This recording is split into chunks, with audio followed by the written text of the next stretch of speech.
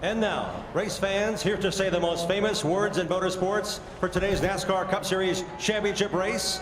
Please welcome Commercial Manager, Arizona for Anheuser-Busch, Matt Lawler. Vice President of Sports and Entertainment Marketing for Coca-Cola, John Mount.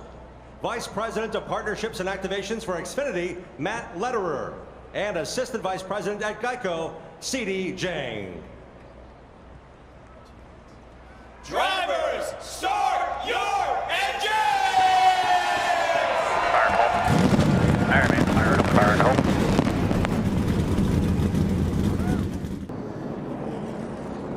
We're going to take a little closer look at the championship four. And a year and a half ago, it would have been hard to imagine Kyle Larson being in this position. In April 2020, he used a racial slur during an esports event and was suspended by NASCAR. Larson apologized. He worked for months to learn more about the impact of racial injustice. He was reinstated by NASCAR for 2021 and given a second chance by Rick Hendrick, who believed in Larson's desire to become a champion both on and off the track. Now, Kyle has made the most of that second chance. He's been dominant this year, both in NASCAR and his beloved pastime of dirt track racing. Now, he could be the favorite to claim his first Cup Series championship. We'll take a look at Chase Elliott. We all know him, the defending champion, the sport's most popular driver, the son of an icon. At 25 years old, the Dawsonville driver has the opportunity to do something that his father, Awesome Bill, never did. Become a two-time Cup champion. He never lets the pressure get to him, and he views just the opportunity to win a championship a privilege. He's been winning championships and setting records since he came into the sport. Today, he can add to that Elliott legacy by winning a consecutive Cup championship. Denny Hamlin has done everything in his sport except win a championship. 46 wins, 3 Daytona 500s, even a win as an owner with NBA megastar Michael Jordan. He's recently said he lives and thrives in chaos. In the past, this championship moment may have been too big for him, but an older, more experienced Denny Hamlin, he says he's ready for it today. If he gets it done, it puts an exclamation point on his already Hall of Fame worthy career. Martin Truex Jr., the 41-year-old from Mayetta, New Jersey, had a slow start to his Cup Series career with only 4 wins in his first 10 seasons. But everything seemed to change around 2016 when his perspective both on and off the track as he supported his longtime girlfriend and cancer survivor Sherry Pollux with her battle. Truex would go on to win 27 races in the last 6 seasons, including the 2017 championship. Today he has a chance to join an elite list of drivers with multiple championships and an even smaller list to win with different crew chiefs and different organizations. And we know this sport isn't just about the drivers, it is a team sport. So let's talk a little bit about the guys who will help them out on pit road. Marty. Rick, we always talk about the guys and the gals here at the racetrack. Well, how about everybody back at the shop? In the case of Hendrick Motorsports, that is 600 employees, a lot of them who are watching at a watch party today. But I want to introduce you to Brad Eichenlaub.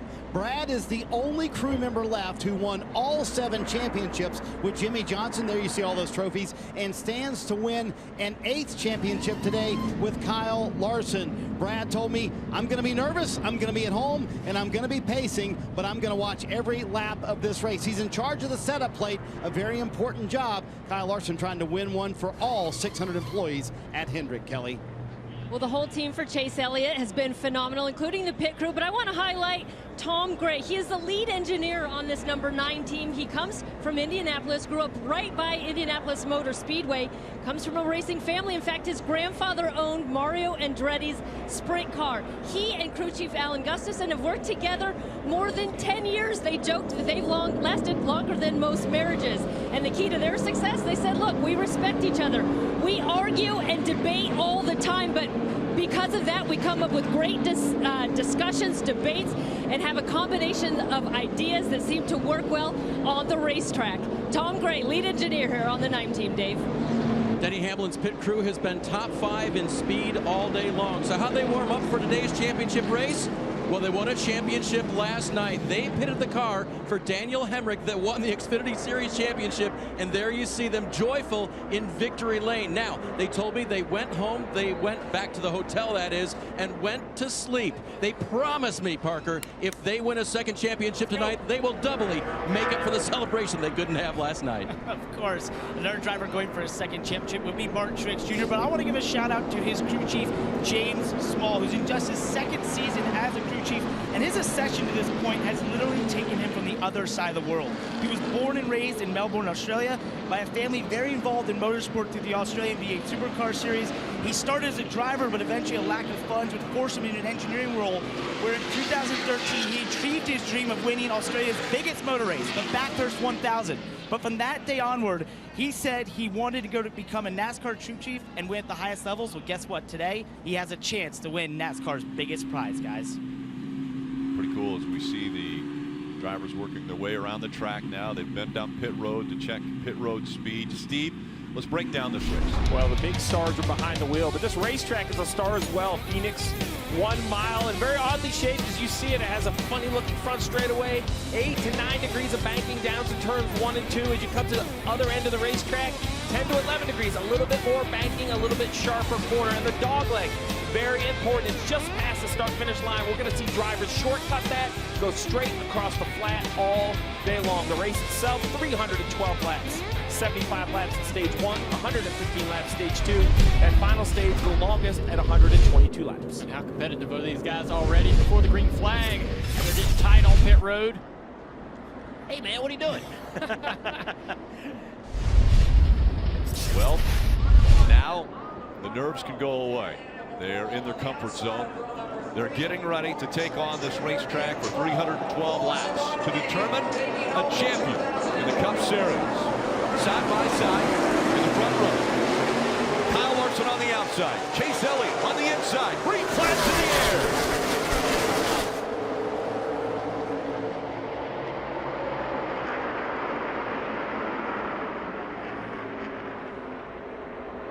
Chase Elliott using that bottom line. Pulls right back up to the inside of the 5.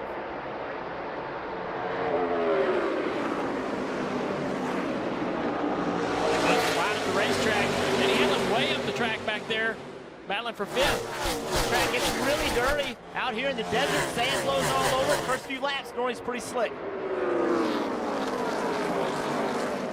Larson fighting back on the outside. Chase clears him off of turn 2. 9 cars in the lead.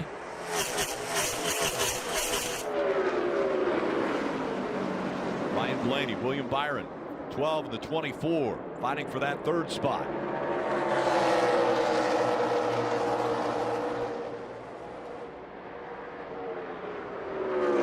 Right now, everybody's being really conservative with how deep they get in the corner, how much they use the resin, giving each other enough space, trying not to have any kind of issue early. It's a real battle back in the pack, but up here in front, everybody's pretty orderly. See in that upper groove right along Denny Hamlin, this Coca-Cola can, that black section up on the high part of the racetrack. That's a resin material they put on the racetrack to try to give it a little more grip. See right there, Denny Hamlin getting his right sides, now his left sides into it, trying to see if it makes his car drive just a little bit better. Creating a great run for him down here, down the back straightaway. Looks to the inside of the 24. Now the 24 will be up in the resin. Denny runs the bottom. Right off the edge of your screen, you see William Byron able to stay side by side as they battle down the front straightaway. Steve, last night we saw the bottom work really, really well over in 3 and 4, but in this end of the racetrack, it seemed like the top is the preferred lane.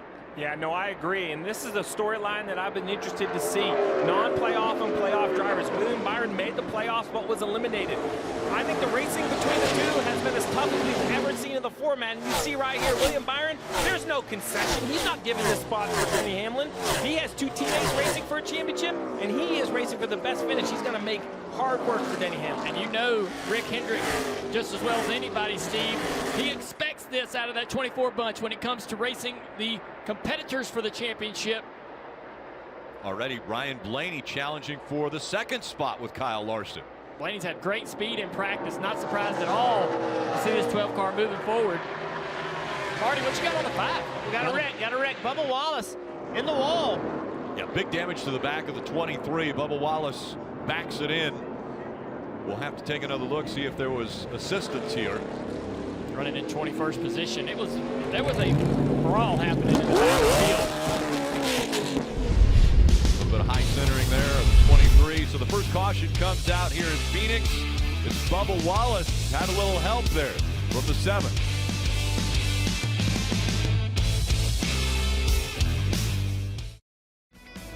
Underway with NASCAR Cup Series Championship race from Phoenix Raceway. It's telecast presented by USAA. And take a look at why the caution came out. Battle for 21st. See Bubba Wallace on the outside. Corey LaJoie goes to go underneath him and then just gets up the racetrack, gets into the back of Bubba Wallace. Bubba backs in, big damage. And then Bubba Wallace applauding. Good job. These guys are buddies, but when your buddy gets in the back of you and you wreck, your day is over.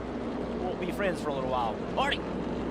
Hey, Jeff, we saw one of the championship 4 with an interesting move coming to pit road. Kyle Larson, who was in second spot, I believe, or had the lead, I should say. Kyle Larson coming to pit road. I just checked in with Cliff Daniels. I said, why pit there? Which is the same question Kyle Larson had. And he said, listen, if it goes for a long run here, we're going to be in a better position. But Larson giving up all that track position, Steve, now will restart 34th, just a few laps into the race. Yeah, he was running in the second position, and I'm baffled by this decision.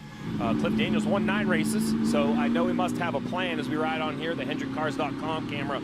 But second to 34th, after we just saw a stack up getting into turn 3 that sent a car into the wall, 6 laps on my tires. I don't like this call by Cliff Daniels. Maybe he thought back half of the field would come.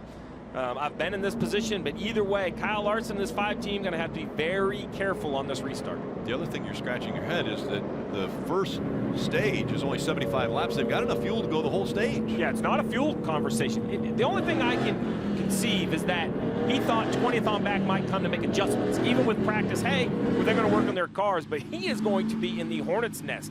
We think 3, 4, 5 wide on these restarts is uncomfortable up front. I can't imagine what it's going to be like in the 30s. But I don't actually have a lot of concern about his chances the rest of the day, because we know Chase Elliott had to start from the back of the field last year, won the championship. So if I'm his crew chief or spotter, I'd remind him about that scenario. Hey, man, we're still in this. Same attitude going forward. Official pace truck for the Cup Series Championship race, the 2022 Toyota Tundra TRD Pro, coming to pit road now, and that puts the field back into the hands of Chase Elliott leading this one. And William Byron is going to restart on the inside. Ryan Blaney chose the outside line. They have a choose rule, so they were able to choose either inside or outside, and Blaney decided to start on that outside line. Yeah, I mean, we saw Chase take the lead from the inside, but the outside was the most successful last night. I think the leader will continue to take it.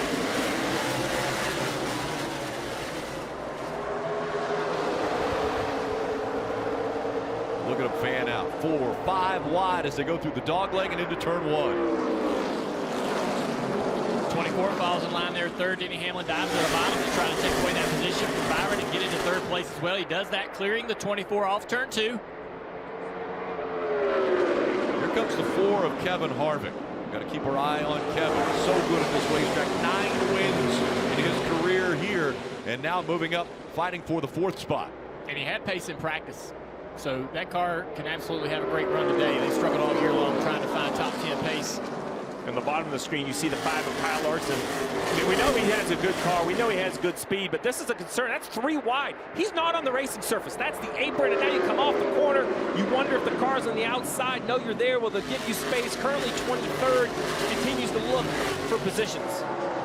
There's Corey LaJoie in the 7. He was the one that Bubba Wallace was showing his displeasure earlier. Marty? Well, we mentioned Kyle Larson kind of questioned that call from Cliff Daniels after it all happened. Here's a radio conversation.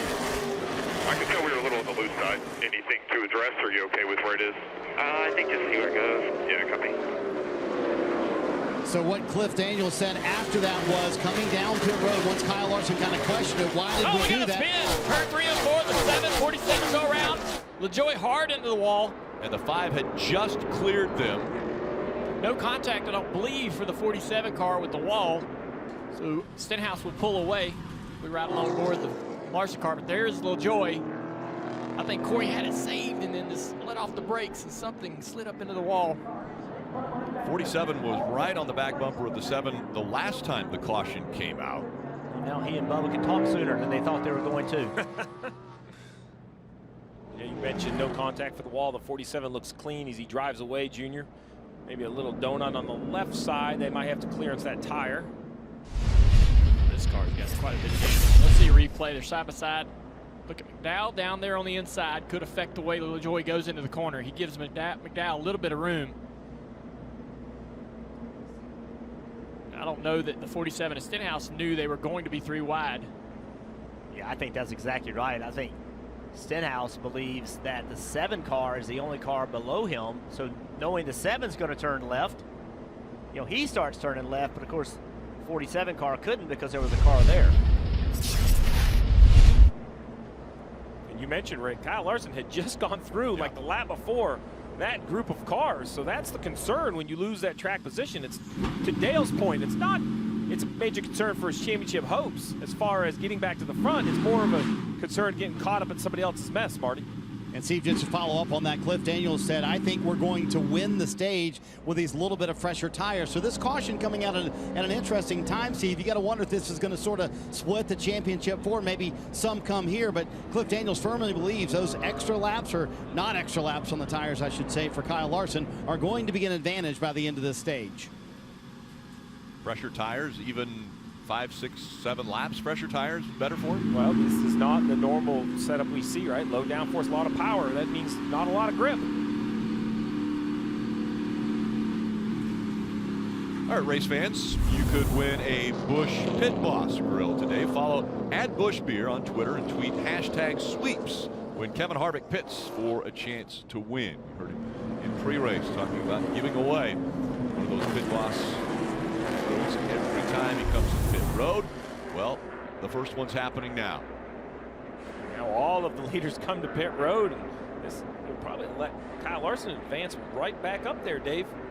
So for Denny Hamlin, he said, we definitely don't have the same security we had going into 3, but we have better security going into 1, like we talked about. So you can tell that's something they adjusted to start this race. Parker. And for his teammate Martin Truex Jr., just complaining about the track being very greasy. Started 12th, got up to 9th there using the shoes. You see that adjustment in the left rear, Kelly. Chase Elliott, who was quick to take the lead, said it was a little bit slicker that last little run. Sounds like he's a little bit free in his race car. 4 Goodyear tires and fuel.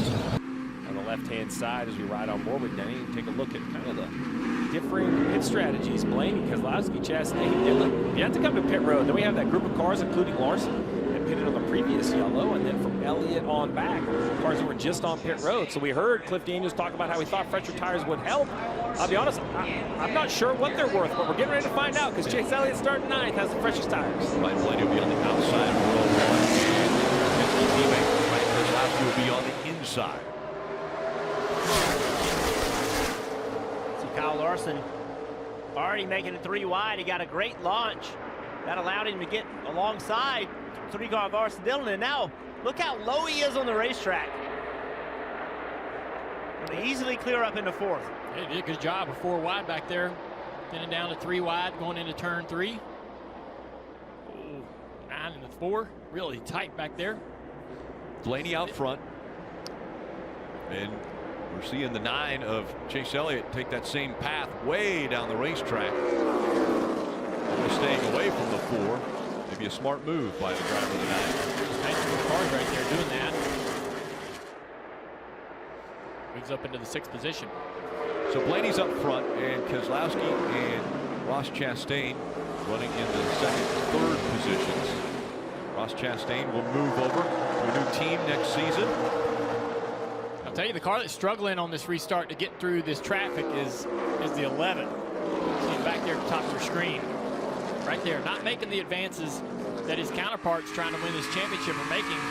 He's had a little tougher go of it, being boxed in, trying to get in the right line. He got boxed in behind the 37 car of Ryan Preece and just could not get away from him. Hamlin currently scored 13th. Running that higher line now, taking advantage of the resin on the racetrack. This time he's all the way down on the yellow line, Dave. Rick, that's what I was just going to point out. He restarted inside row 7, so he was kind of back in the mix there. But then we saw him move up into the resin. That was one thing that Chris Gabart told me, the crew chief, though it's not a concern, we didn't have a lot of practice time there up in the resin, so we're not really sure that line right there, how much grip it has. And now you can see Hamlin trying it to see if it's part of his way forward. See right here, Chase Elliott with those newer tires, taking the fight to Kyle Larson. Went really low down this front straightaway dogleg that last lap. I mean, really low. I think he gets the record. Oh, big wiggle out of the 9. Almost collects his teammate. To your point about being low, Jeff, I mean, if pit road wall was any lower, he could have gone lower on the straightaway. Big catch right here by Chase Elliott. Yeah, so that shows you Chase Elliott obviously has a fast car, drives underneath Larson, gets a left front right on that yellow line and around the back cage. That shows you how on edge these cars are and how you have to drive them. You got to find that edge. If you don't operate the very, very limits of grip, you can't make the speed you need to. Chase Elliott just crossed over it just that little bit, and you saw him lose control. And these tires are hot and they are sticky like duct tape, and they pick up debris. And running way low on the racetrack like that, while it does cut some distance, it's dirty down there. There's a lot of debris, dust, speedy dry, things that have been moved down out of the racing groove. You have to wonder if running down there, there's a bit of a penalty of grip in the corner once you get to the corner with all that debris and dirt on your tires. Riding on board the Xfinity Cam, as Chase tries to find a way around this fight. He's got more pace. I'm really liking what I'm seeing out of the 9 car. I think Alan, as crew chief, would have to be happy with what the thing looked like, what the car looks like right now at the first part of this race. I'm liking what I'm seeing out of that 5 car. I mean, he's on older tires, and yes, Chase Elliott is a little bit faster, but being able to fend off Chase Elliott with those older tires, Kelly, is pretty impressive. Yeah, and that big moment for Chase Elliott a few laps ago. He's been quiet on the radio. I asked his crew chief, Alan Gustafson, to kind of size them up in their race car compared to the others in the Championship 4. He said he feels like this 9 car is good on both the short run and the long run. He said, we're not quite as quick on a short run as the 5, but much better on a long run. He also said to watch out for that 19 of Martin Truex, not good on a short run, but he said he thinks their strength will come when they get a long green flag run, Marty. Kelly, watching this, I can't help but think what Rick Hendrick thinking right now as his cars are racing this close, this early. Shows you what the championship and track position means. Kyle Larson up in second after all of the talk of the pit strategy early on. So, Steve, my question to you is, Cliff Daniels has clearly laid down his cards on the poker table already. He has shown everyone he's going to be aggressive today with his pit call. So, if you're another Championship 4 crew chief, how does that make you think about the rest of the race and the way Cliff may call it? Well, I'm definitely calling this race just trying to beat those 3. That's what the rules say. I don't have to win the race. I have to beat the other 3 Championship 4. But you want to mention aggressive. I think Ryan Blaney is the aggressor of everyone. He's yet to even come to pit road and leads this race by a 1.5 seconds. So if I'm one of these crew chiefs, I know aggression seems like it should pay off, but not even pitting is working for the 12 car. So we have to ask ourselves, what are tires even worth? But I just think the 12 car had so much pace in practice. We talk about you know, the champions having to win here to be champion. Well, maybe not today. I think the 12 cars has enough pace in it to win the race. But another car that's equally as quick, right there behind these 2 here battling for second place, is the 4 car of Kevin Harvick. He's closed up on these 2 as Chase Elliott's trying to battle around this 5. Remember the bad blood between Chase Elliott and Kevin Harvick? I think Chase wants it to go away. Chase thinks it's over. We don't know really where Harvick is with that and how much he's carrying with him as far as that anger. But he's got a fast race car at a racetrack that we noted he was very good at. See right there, this was Bristol. Late in the race, Harvick gets up the racetrack, ends up cutting the tire, the left side tire of Chase Elliott. Chase Elliott's mad, lets him know that after the race and blocks him. Kevin Harvick feels like it cost him a win. Then at the Roval, they get together. Harvick sends the 9 into the fence. Right here, the 9 out of control. Coming down the racetrack, and then later in the race, the 9's rebounding. Harvick looking in the mirror, sees him, putting the pressure on, and misses turn 1 hard into the wall. But we watched live as Harvick goes around Chase, and look at the room that Chase was giving him. He gave him a whole car length. I don't want nothing to do with this right now. Not going to race you hard. You're fast. Go ahead. Well, look right here. Stage 1, 35 of 75. Lap 35 of 312. Chase Elliott knows what the game is today. The game is to win this race. You can lose it right now. You can lose a race right now. You can't win it. So smartly, and you know, the 4's fast. Smartly saying, okay, now's not the time to fight. I'm going to let you go, and we're going to go and live to fight another day. Kevin Harvick came to pit road also on lap 17. Fresher tires than Blaney, but Blaney's still holding off the field. Aerial coverage brought to you by Geico. Down this beautiful facility here in Avondale, Arizona. And for the lead, here comes Harvick. Looks to the inside of the 12 of Blaney. 41 laps in. Kevin Harvick just about to clear the 12. Now having to deal with the lap traffic. Oh, looks like the 19 and the 5 got really close to making contact there down the back straightaway. Truex takes that position away. Blaney's really impressive, guys. I'm more impressed with Harvick because we know that that car's not been that great all year long, but man, when he comes to Phoenix, he's fast. It just, he knows this place. He knows something about this place that makes him so good here. It's interesting that drivers are really good at certain tracks, specific tracks, every time they go there, no matter what car they have. This is a track where Harvick is going to compete. Right down, I want to reference what you were talking about there, the 19 of Martin Truex making that pass in the 5 as we get later in this run. A lot of people expected after practice that 19 of Truex to be one of the fastest of the championship 4 on the long run. But one thing they weren't expecting was him to be fast on the short run. Well, in the last restart, he went from 11th to 5th in about 2 laps. How did he do it, though? He used that resin. Before that run, he had gone to the resin earlier, so we got a battle for the lead once again. Getting the 12 a little bit loose. The 4 of Kevin Harvick right on his left rear quarter panel. And right behind him, Chase Elliott's run these 2 down. Now that he's clear of Larson, he's able to run lap times faster than the 2 leaders. But look at Blaney. Blaney has 17 more laps on his tires. Harvick trying to get right on that door. Harvick does not like it. He's racing, he's faster. Man, want this spot. Yeah, with Blaney holding everybody up, and it's just collapsing the field. Now you're going to have this 5-way battle for the lead. Blaney doing a great job out front. And Blaney, Harvick on the outside of him now. Yeah, with Harvick right there, Blaney has to run defensive, and that takes a little bit of speed out of his lap time as he has to run certain lines to maintain the lead, not really go where he wants to go with the car for fear of letting the 4 car on his outside. He wants to keep this high line, and he does a few things on corner entry and so forth that cost him some lap time. That's allowing all these guys to close in. They keep changing their lines, and now the 9 and 19 have closed the gap. Real fast speed out of that 19 car. Truex is going to try to get around the 9 as quick as he can. He's right on his bumper going into turn 3. Shoots to the outside here.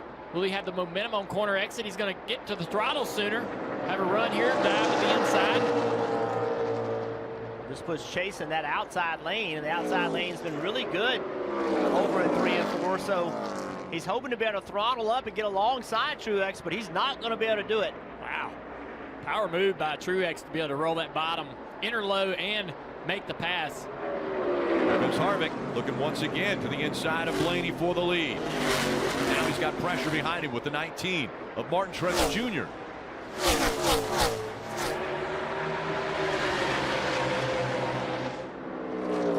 So now Chase Elliott's watching this 19 car, trying to study where he's better so he can give that information to his crew chief about, hey, my car doesn't do this. He really didn't know that until he got around this 19 car to see that 19 car doing things better. We got an awesome battle here for the lead, a great battle between Harvick. He tries to work around the 12. Now he's got good momentum. Now he's going to have to drive this car deeper in the corner than he wants to and just slide up in front of Ryan Blaney right here. Harvick loves the bottom at Phoenix, loves that yellow line in 3 and 4. He's clear. He's going to give him the lane on the outside. He takes that position. Here comes the 19. I really appreciate, though, Blaney not laying over, racing hard. He's non-playoff guys, they want to come out here and compete with their fast cars. They got race-winning cars. They want to accomplish that. Blaney back on the outside, now, using that lap traffic. Yeah, see, Blaney has forward momentum now going into the corner, right? So that forward momentum as you approach the corner is so important. That allows Blaney to get in the lane that he wants to and build momentum. Truex now hoping to run that outside. Harvick knows it. Harvick's in a difficult spot here because he wants to attack Blaney, but if he makes a mistake, it's going to open the door, just like it did right there for Truex. Blaney sideways off the corner. That's going to allow these guys to close in. They're 3 wide now. Truex, though, is going to go down into turn 1, and I think easily clear for the lead. That car is working so much better than anyone else's.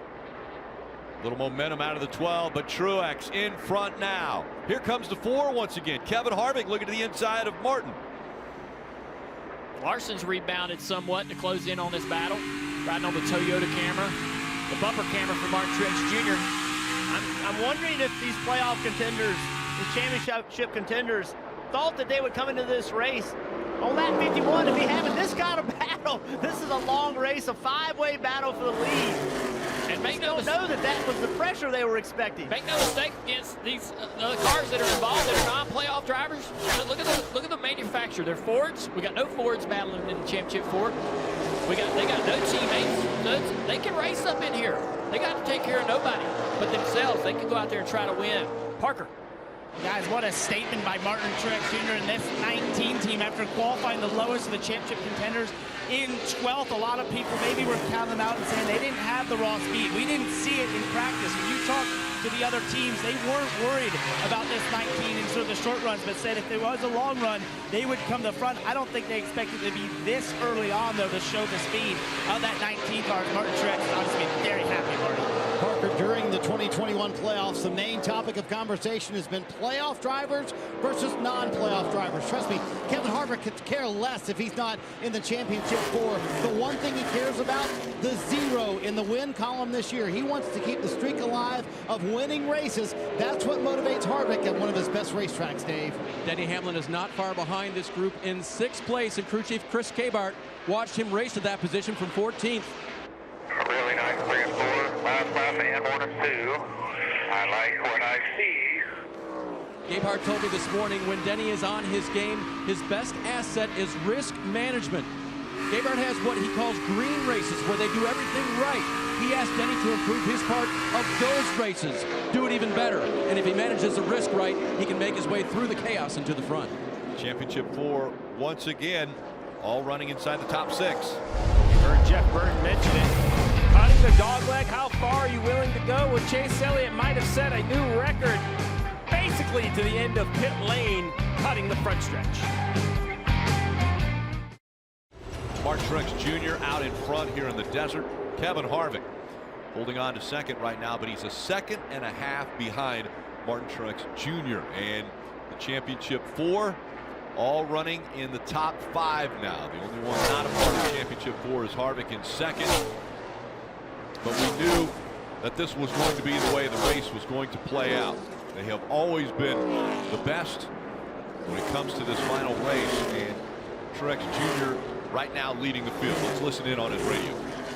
Not feeling bad so far. Just feeling out, getting out lanes and such. A little tight center, a little free off, depending on how I hit it. But a little bit greasy, you know, still, but I think it'll get better here. Great feedback by a driver to the crew chief. Very calm, very confident. I liked that he gave not only the balance, but it says a little greasy. I think that he'd be, you know, overall grip of the racetrack, he feels a little lower than maybe it was in practice. So it seems like the 19, at least early in the race, confident in his race car. Let's listen into the 9 of Chase Elliott. Yeah, so I'm okay. A little bit more slick with the back. I would say it's 3 that run than the opening. Another driver, great information, right? A little slick with the back. So not really saying it's turning better, not that the front's working better and the car's tracking the corner, but actually maybe lost a little bit of rear grip. So the bounce might have shifted that way, but it sounds like it's not in a good way, right? Lost rear grip. Right behind the 9 of Chase Elliott is his teammate, the 5 of Kyle Larson. Let's listen into his radio. Okay, we're pretty much same line from up here as the 19, correct? Yeah, correct. Pretty similar. I think we're at a little bit of a tire disadvantage, and I still need to work on my cars, so that's about it. That sounds like conversation between Spotter and crew chief, probably on channel 2. Spotter asking information, you know, can I help him? Is it a line? Do we have to move around? We're the same as the 19. But then Cliff Daniels, a matter of fact, saying, listen, I know I'm going to make the car better, and don't forget we're behind on tires because they pitted one stop before. So good information from the 5, and the last of the championship for the 11 of Denny Hamlin. It's pretty good overall, especially 1 and 2. 3 4, a little bit free, just a hair down into the corner, but I haven't got clean track yet. A little loose off. That's the signature of Denny Hamlin and Chris Gabehart. Just very matter-of-fact information as he gets to the bottom of Kyle Larson. Only 66 laps into this race, so as a fan, you might panic. Oh, Hamlin's not up there. He's the worst of the 4. But you heard no panic out of the driver's voice, giving great feedback, great information to his crew chief. He knows adjustments are coming at the end of this stage. Steve, I was struck by the confidence in all of the drivers. You know, none of them seemed like they were stressed out. None of them seemed like they were panicking. They were very matter-of-fact, very calm. I think that's a good sign if you're a crew chief. You know your driver's lines in the game, not distracted. Early in this race, 8 laps still to go in stage 1. Points don't matter for these 4. It's whoever finishes in front of the other 3. And right now it's Martin Truex Jr. who is leading the championship 4. He has a 2.2-second lead over Kevin Harvick, who's running 2nd right now. I've been really impressed with this 11 car. We watched and talked about how he was struggling to get through the traffic on that restart, the last restart. And it cost him a lot of time. He's able to close that. I don't think he's ran as hard as he possibly can. And he's drove right back up to these guys, trying to work around this 5 car. Not going to be easy. Looks like he's going to clear him right here. I don't think we've seen everything out of this 11 just yet. Both the Gibbs cars have come today with some great long run speed. This one 48 laps currently on as far as a long run, as we see the 5 slide back just a bit, and Denny Hamlin equally clearing it. Hamlin up to 4th now. Chase Elliott, just ahead of these guys, continues to chop the entry or chop the front straightaway dog leg. This is long after cars are all strung out. Nobody to the inside of him, but look at him. He's like, man, I'm gonna go down here. It's a 10th. We've seen it in qualifying. It's about a 10th or so to get that low. He's going to go get it if there's a half a 10th or a 10th out there. He's not doing it every single lap. Glad the end of that wall is painted red. I mean, he is so close to it. It's amazing, Kelly.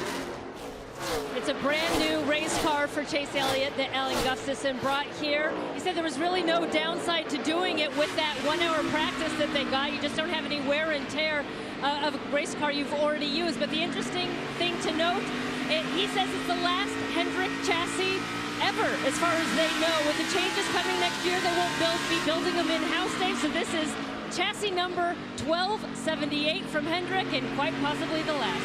Kelly, to Dale Jr.'s point, we may not have seen everything out of the 11 car yet, but we're seeing what he told us we would see in Countdown to Green today. That is a car that runs through the run and runs well at the end of the run. 51 laps into this run, guys, and the 11 is coming. We talk about non-playoff guys. Here's a great battle as Blaney's starting to slide back through this top 10. We know Byron has had a great year, but look at Cole Custer. Had great speed at practice.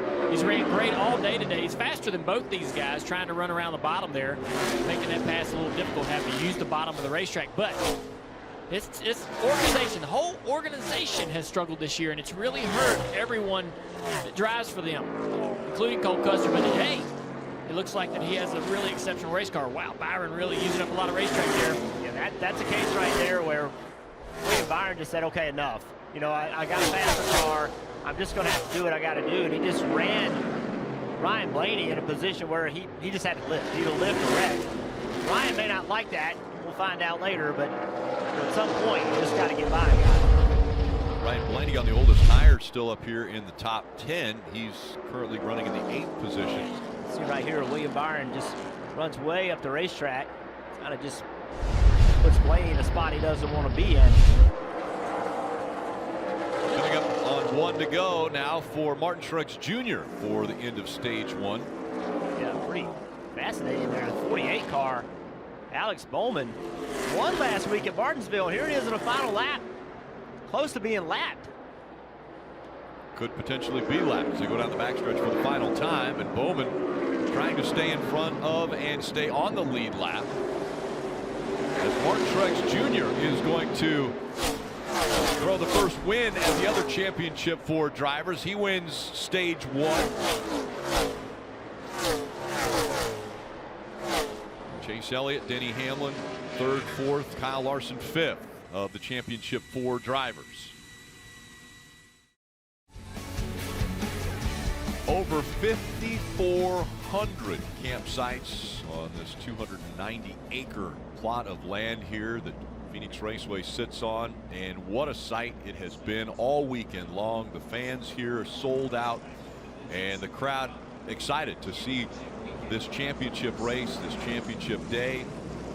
They saw a great race last night in the Xfinity Series, and now equally as exciting. The start of this one, stage 1 in the books. Martin Truex Jr. has worked his way up front.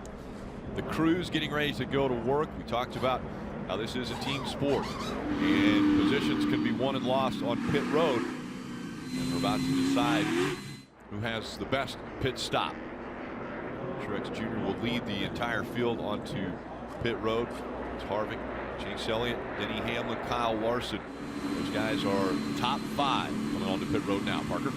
Right, Rick, and Martin Truex Jr.'s crew chief James Small asked him, what's one thing that car could do better? And all Martin replied with is, I'm pretty happy. It's just going to be 4 tires and very small adjustments for the 19 car, Dave. Denny Hamlin, 31 championship contenders. A small chassis adjustment for a car that's a little free overall, tight in the short runs, Kelly. There's a lot Chase Elliott likes about his race car. He says it's got great ability in it, but the rear end is a little bit out of the track. They're going to make a track bar adjustment for Goodyear tires and fuel, Marty. Kelly, there's a laundry list of things Kyle Larson wants his car to do better. Too loose on exit, too tight in the center. He said, I could never hit the bottom of 3 and 4 correctly. I'm so free. So Cliff Daniels taking a fairly big swing here. Air pressure adjustments all around. Also wedge. Larson and his team will actually hold the 5th spot here on pit road. Rick.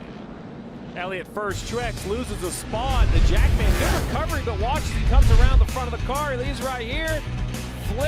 Slips, falls on his knee. This could have been much worse.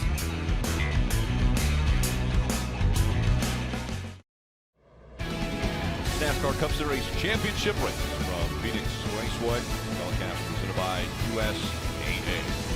And Peacock streaming this race live. You see the Peacock paint scheme on the 77 of Justin Haley. Want to go to the Ruoff Mortgage Peacock pit box now and check in with the guys. All right, Brad and Dale, we've seen 3 of the contenders lead the race so far, and all 4 of them ran in the top 5 that whole entire stage. Does anything surprise you? No, the only thing that surprised me is how aggressive they were with each other. I mean, these guys are racing each other really hard, not giving each other a lot of room.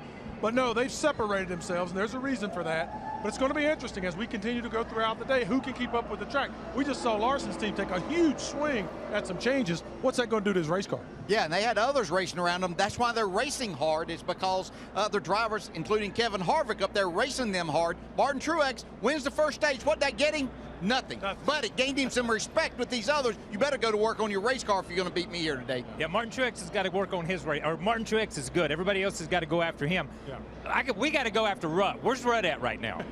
Kyle, I'm out here loving it on Rattlesnake Hill. You know, the fan experience is what takes this from a race to being an actual event. Because you can see down here, fans are able to bring their chairs, their party, everything they need here at the Toyota Turn 1 Terrace. These fans just show up. There's a tent, there's chairs. They get to take everything except the tent, including coolers, blankets, everything here. This is what makes this so special, because look at the greatest view you get here. This is what makes it an event for these fans, and they are loving it out here, guys. Take a trip up there. I was going to say, you were just up there a little bit higher on Rattlesnake Hill. Yeah, I mean, Rutt quit like 3 rows up. I mean, I was keep panning out. Look at that. All the way up to the top is where we went. But what a great view. Those fans, they actually have the best seat. I know the grandstands are great, but this is the view, and it's amazing. Okay, so the 9 of Chase Elliott won the race off of pit road.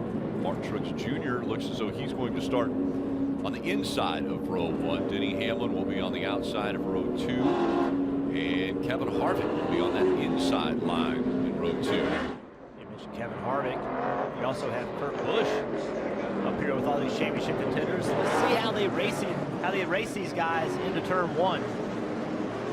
Field now approaching the Geico restart zone as we get ready for the start of stage 2.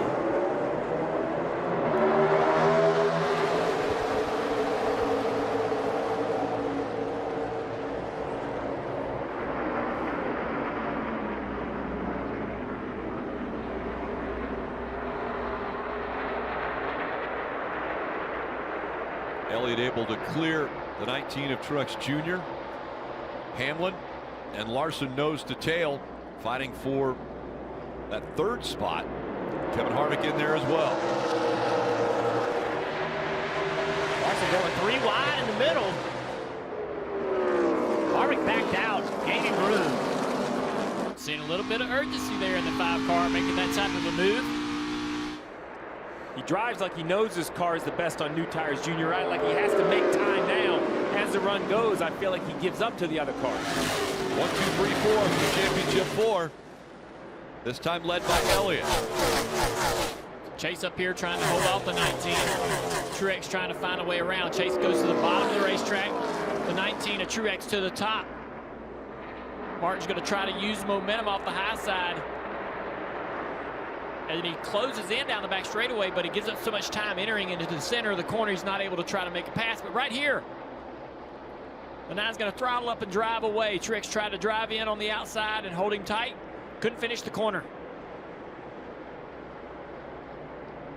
Eventually, if Martin is able to make speed up there, the 9 will eventually take that line away.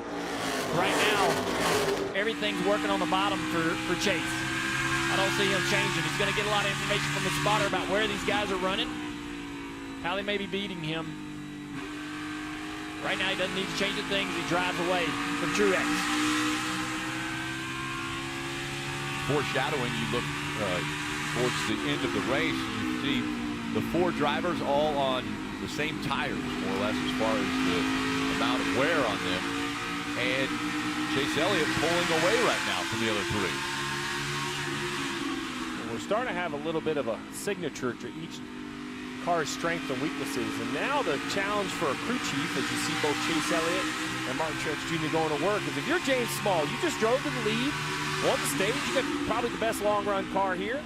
Driver likes the way it drives. Do you make adjustments for the short run? Because then if you make adjustments, you don't improve the short run, you hurt the long run, now you've taken away a strength of your car. So that's kind of the debate some of these crew chiefs have to make now. When I say make adjustments, you know, to make a car better on the short run, it usually needs to be a little tighter, balance-wise, maybe a little bit different air pressure. Those are the types of things that are going to cost you time at the end of the long run. Chevrolet is fighting for position here between William Byron and one of Kurt Busch. Again, the 1 and 42, Chip Ganassi Racing. That organization goes away right after this race. Trackhouse Racing has purchased the charters, and so this will be the final race for Chip Ganassi Racing at the highest level of stock car racing. Right behind them, Brian Blaney's trying to recover from all the track position he lost when the old tires that he was out there on faded on him late in this run before the caution. So before the end of the stage. So he's got a great race car, a lot of speed, but now having to work his way back through into the top 5. He's doing it with Kurt Busch on the outside. Kurt Busch, 43 years old. As good today as he's ever been. One to drive next year for Denny Hamlin, Michael Jordan. Kelly. And I talked to Kurt before the race about the changes ahead, but first about what it's meant to race for Chip Ganassi. He said Chip's taught him a lot. He said he appreciates Chip's honesty, but he said there was a huge fun factor of racing for him. He said he almost would show up and wouldn't ask for a paycheck. He also appreciated the fraternity at Chip Ganassi Racing. He said we'd get called to a meeting in Sebring and all the sports car guys and IndyCar guys would be there. So it was a great fraternity. As far as headed to 2311 Racing, he's looking forward to the newness and a fresh start as a veteran of the sport, Marty. Kelly, what a terrific season it's been for Ryan Blaney, trying to make his way back up through the field. First time he's ever won multiple Cup Series races in a year, and certainly has established himself as a championship threat moving forward. Also the final race for his crew chief, Todd Gordon, stepping down off the box after 20+ years in this sport. Going to take some time to spend a little extra time with his family. Also going to work on maybe construction, building some houses, flipping some houses. So that's what Todd Gordon is retiring from racing to do, and said he just wanted that extra time. His girls are going off to college, so he said, I need that couple of years before they finally leave the nest. So congratulations to Todd Gordon on a fantastic career, trying to get his driver in victory lane one more time this year. We saw the 21 event, Benedetto get by the 1 there just a moment ago, as we see Harvick racing very hard now, trying to break into the top 4 here. Harvick's been winless this year. Think about that. He won 9 races last year. Had an incredible year. Every time you looked up, he was leading races. He was just unbelievable. It's just been such a struggle. He does not want to go winless. He has a chance, man. He is going to push the button to try to win this race. His last win this season. Can you guess that was 2009? Oh, wow. That's a long time ago. And I think he's got the pace of the car to get up there and do it. But now it's going to be far more difficult trying to pass these guys. Let's get a few updates from pit road. We'll start with Kelly.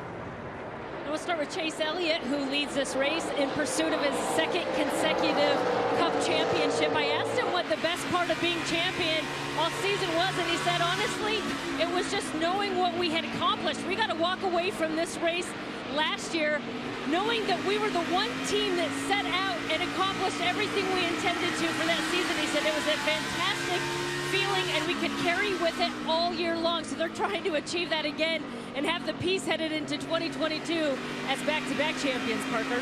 Well, Kelly, the car trying to run him down is that Toyota there for Martin Truex Jr. for our Toyota driver update here. And Steve was alluding to what decision would James Small make when he sees that maybe this 19 isn't that fast on the short run. That's something James and I talked about this morning. And he told me, of course, obviously I can up the tire pressure and some of those adjustments you do. But one thing he talked about was that they saw the Hendrick cars were driving further into the corner earlier on the run, using more brake. So he pointed out to Martin in their debrief and said, look, if I need some speed in the short run, maybe we can try driving a little further. That's where the driver can help out to find that short run speed, Marty. Parker, you heard earlier Kelly mentioned that Chase Elliott has a brand new race car here this weekend. Well, Cliff Daniels and Kyle Larson went the exact opposite direction. This is the 2nd oldest car in the 5 stable. Cliff Daniels told me earlier this week, I wanted to bring something that I had a history on, I had a notebook on, a direction of where I needed to go with the car. The direction right now is they need to find some long run speed with this 5 car. So quick early in runs, Dave, but as the runs go on, they seem to be losing times to the 9 and the 19. Very little interaction on the radio from Denny Hamlin since the restart, and that's about the same way it was this week, according to crew chief Chris Gabehart, and that is normal. He said, I bet we have the least interaction of any crew chief driver combination, and I'm proud of that. We've been successful, and it highlights the efficiency of the process that we have built. It requires very little interaction. Rick, I now interact with you. And I enjoy our interactions as well. So Chase Elliott up front, Denny Hamlin the furthest back of the Champ 4. Let's listen into his radio. All right, so I'm a little loose into 3. Jump for quarters, start a run. My center is okay, maybe a little stuck though. The biggest thing I see is entry of 1 speed. Seem to be beating you there a bit. The new style of NASCAR. You know, when I was on the pit box, we didn't have all this SMT data, so I get that feedback from the driver, and I would just start to work on how I can make a drive different. But you heard right there, Chris Gabehart going back to his driver. You know, hey, thanks for all the feedback. I'm looking at this other data, this speed data, this driver controls that other drivers are doing, then gives his driver feedback on where he's getting beat so he knows where to attack.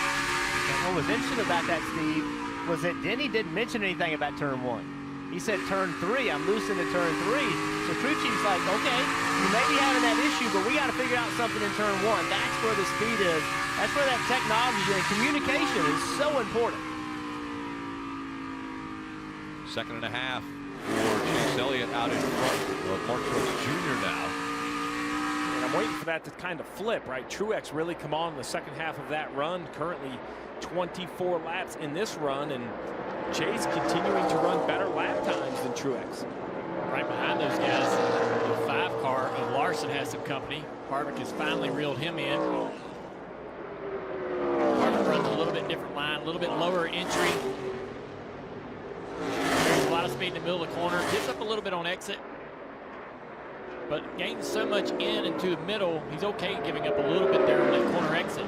Watch that lower entry right here. Even though they're both running the high side, he chops that entry, goes in lower, forces the car in there faster, and tries to maintain the gain on corner exit. Junior, I feel like this resin traction compound that has been put on the racetrack to widen the groove out, I feel like that took some of Harvick's advantage away from this racetrack. He was so good when you had to run the bottom. You see right here is making the top work. But when everybody had to run the bottom, it seemed like he knew something.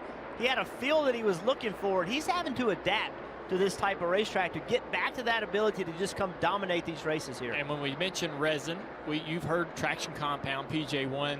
This is a different chemical. This is a different application than PJ1.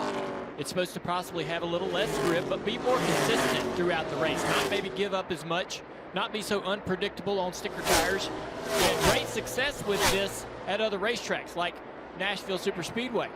And it seems to be working well throughout this weekend for the Truck, Xfinity, and now the Cup race. And the reason it gets put on the racetrack is trying to create multiple groove racing so that you don't just have to run around the bottom of the racetrack, so the drivers can move around, find different places, try to navigate around the guy in front of them if you have a little bit faster car, and just give the driver some options. Well, race fans, you could win that Busch Pit Boss Grill today. Follow at Busch Beer on Twitter and tweet #sweepstakes when Kevin Harvick pits, and you will have a chance to win. Kevin Harvick now in front of Larson. You mentioned, Jeff, a different line, learning different things. At 45 years old, one of the elder statesmen here in the Cup Series, he's learning new things, different things. Maybe. Brake shake. I'm going to try to turn it off my rotor fans. We heard brake shake out of Truex. We heard that yesterday in the Xfinity Series too. That's Truex. We don't know if that was just now or maybe a few laps ago, but he has been running faster than Elliott. He's been running quicker lap times the last several laps, and you see the gap closing. Now under a second that last time by the start-finish line. You heard him talking about brake shake. What that is when he puts his foot on the pedal, it's literally shaking. The pedal is bouncing up and down on his foot. A lot of that, Steve, has to do with how the rotors are cooled. 36 laps into the run, and Martin Truex Jr. once again flexing his muscles on these longer runs as he's trying to fight on the outside now of Chase Elliott for the lead here at Phoenix. And he's going to clear it. Martin Truex Jr. back in front after winning stage one. Chase isn't done, though. Trying to use his slower cars as a pick to get back by him. Truex does a great job right there of kind of forcing his way underneath that slower car. And it's important, Rick, that you note the lap time, or the laps, the amount of laps that it seems this 19 car, the short run speed that the 9 has versus the long run speed of the 19. Jeff, you'd say it's around 25 laps is when that sort of makes a shift, and the advantage goes to Truex. Well, the only concern for Truex is I expect the leaders in about 15 or 18 laps to come to pit road. So it worked out here, but you know, the concern is it takes him a long time, or at least 25 laps, to gain back on the leader. A little concern for the 19, just in that, you know, we heard him talk about the brake shake. Not a concern from a mechanical issue, but you know, a lot of times, Steve, that brake shake goes away if you get actually get the brakes hotter.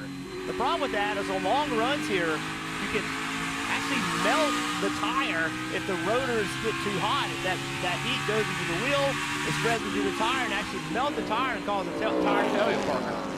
Right, Jeff, exactly. That's why James Small came on the radio after Martin said he was going to flip off those fans and help that brake shake and said we need to manage our temps. And one thing that happened at the end of stage one when they pitted, when the team got those 4 tires off, they took a long look at the right front off that 19 car. He was very fast on that long run, but they were looking at the inside shoulder and the temps they were developing in the wheel there. Just a little concerned with the temps that they saw on that right front of the 19. As you mentioned, we often see issues with getting those right fronts too hot here at this racetrack. So this is something that James Small wanted to keep on Martin Truex's mind about managing their temps. He has not given an update. He's turned those fans back on or where that stands at the moment. So we'll see where this goes on the long run.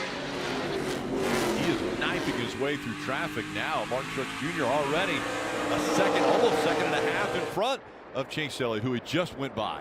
Well, when we looked at the numbers coming into this race, the 19 of Martin Truex Jr., this style of racetrack is definitely his signature, right? So he won Richmond races this year. He won here in the spring. He was running second in New Hampshire. I would use that to compare as close as possible to this racetrack, but got wrecked in the rain, brief rain shower. So his numbers at this low downforce, high horsepower, I call it a big short track. The 1 mile, 3/4 mile type speedways.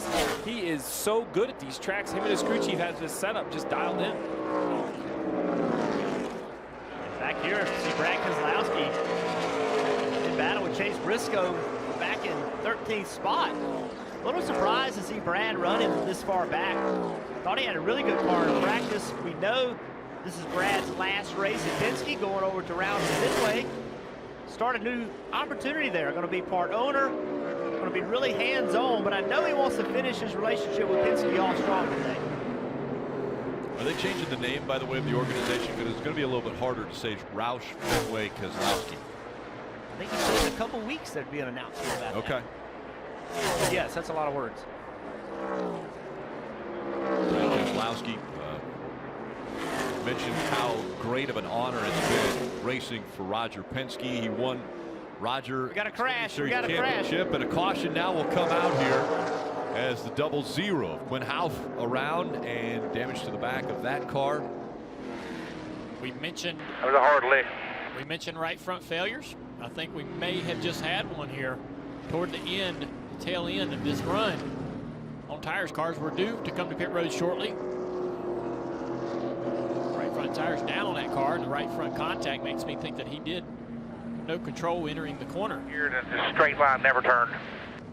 Yeah, we talked about how brake heat can cause a tire failure, not run over anything, it just actually melts the tire. Toward Denny Hamlin's car, watch up in front there. The car just blows the right front. I think you're right about a bead failure from brake tint, excessive tint in the brake system. A lot of these teams will run a bead cooler or put some air in that area of the wheel to try to keep the temperature down on that bead. That was a hard hit. That car would have gotten the wall. It just, see it almost come up in the air.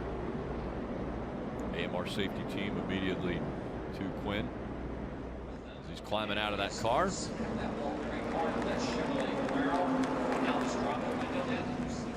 This second stage, 115 laps in length, 54 laps completed. So everyone was going to have to make a green flag pit stop, but I would expect all the leaders to come on pit road when pit road opens. This will put them in their fuel window to make it to the end of the second stage. This is Starcom's last race. They actually sold this team. This will be their last race in the Cup Series.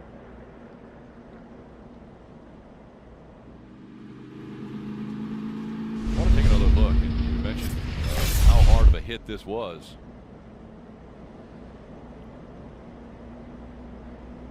And he's fortunate enough to be able to get on the brakes just a little bit, take a little speed out of the car, but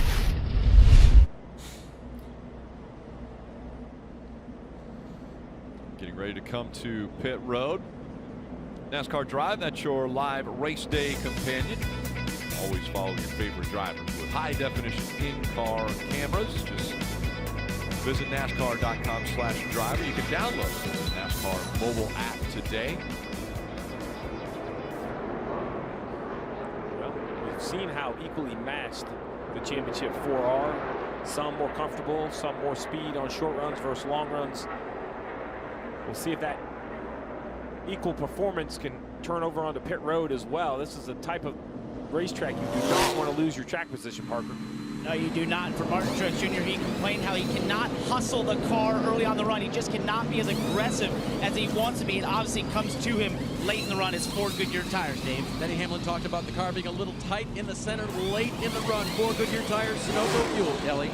Chase Elliott says he's getting free late in the run, but he doesn't know how much tighter he wants to be at the beginning. It's a small track bar adjustment for tires and fuel, Marty. Kyle Larson said we're better on this run, but we're still a ways off from the other guys. It's good for about 10 to 12 laps. It gets too free, especially on exit, especially in turns 3 and 4. Another big swing for the 5-team. Pit crew delivers, though. They gained him a couple of spots. His teammate Chase Elliott holds on to the lead.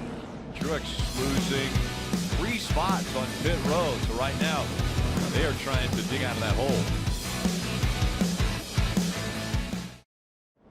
Well, as we went away to break, we showed that the 19 lost a couple spots on pit road. Watch right here. Focus on the front tire changer.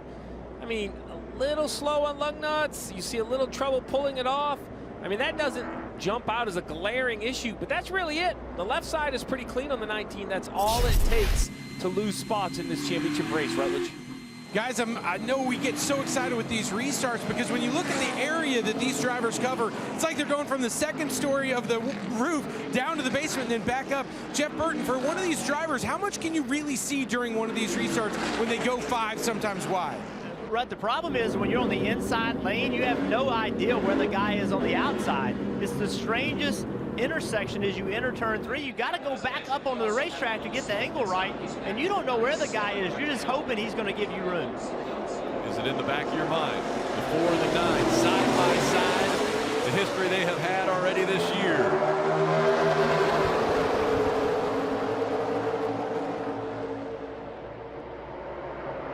Nine with a great launch, and will clear the 4. Here comes 5 of Kyle Larson.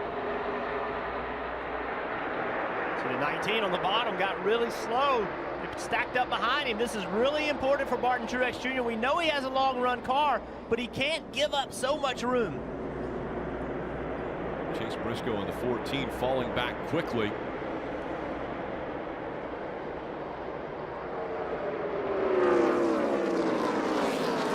Chase Briscoe leading right now the rookie of the year competition between he and Anthony Alfredo. Look at this close call. And Blaney on the outside of him. This gets so tight. Here he comes. This is what is really important, in my opinion, for Martin Truex Jr. if he's going to win this race in the championship. What kind of race do we get? Do we get a long run? Do we get a short run? For him to win, he needs to maybe work on making his car drive better, taking off. This is a great opportunity to make a change and see if it works. Well, if I'm James Small, I'm getting off the pit box and pepping up my pit crew. Because I agree with what you're saying with car adjustments, Jeff, but the other thing this 19 has to do is stay within touch of the Hendrick cars. You can't spot them spots on pit road, then spot them 2 more on a restart and just assume your driver is going to continue to drive to the front. That's a lot of wear and tear on the car. And we saw now the racetrack, there's not a ton of sun on it, but the turns 3 and 4, as the sun starts to set, it's going to be shaded. And that's going to change this racetrack. It's going to change who's fast, whose car is working best. Oh, we got a car in the wall, left front tire down on the 47 car Stenhouse. Broke the right front suspension with the contact. It's probably going to end the day for him. Yeah, he just went into turn 3 and the car went straight. That left front tire, as you pointed, being flat. Dale, I'm assuming contact on a restart. That's been the signature of these flat tires early into our run. So we're going to look at some replays, hopefully, of this car, but either had some contact or going on this transition. On this transition across the racetrack onto the apron and then back up.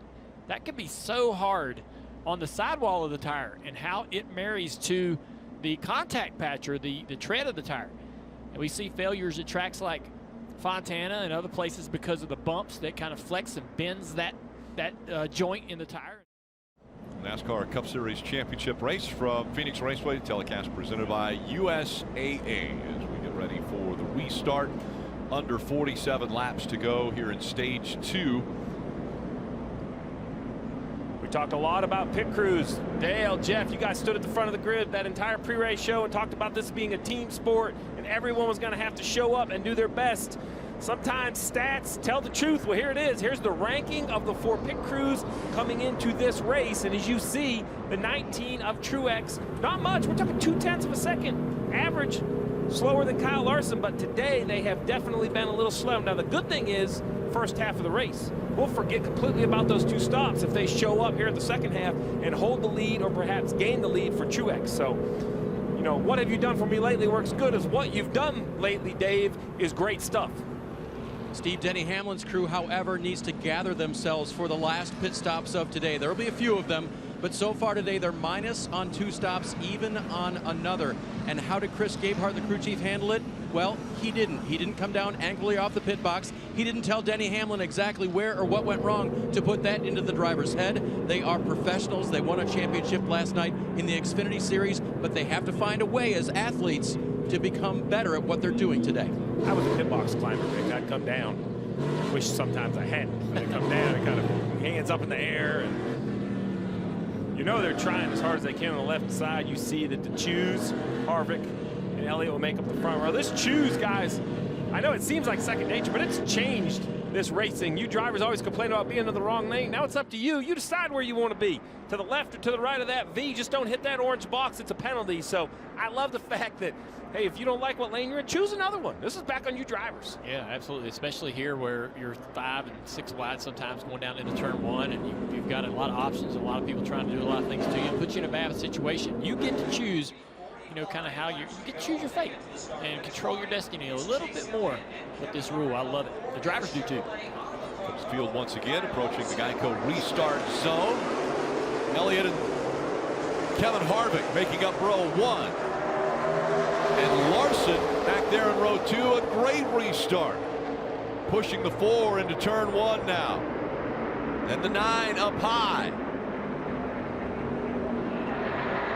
Goodness, look at all of that going on behind these guys back in the pack. 4 wide, funneling onto the back straightaway. It just doesn't seem like it works. Look like Denny Hamlin is, right? Pit stop, look where he is, back in the pack. That's not where you want to be in the middle of this crazy restart. It's easy to get your car down. And as we get further into this race, those restarts will get more intense because the drivers will have more urgency, less likely to give and take.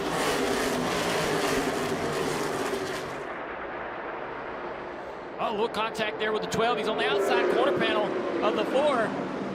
Like Harvick knew he was there, was trying to clear himself a little bit. He's able to make the pass or keep the position.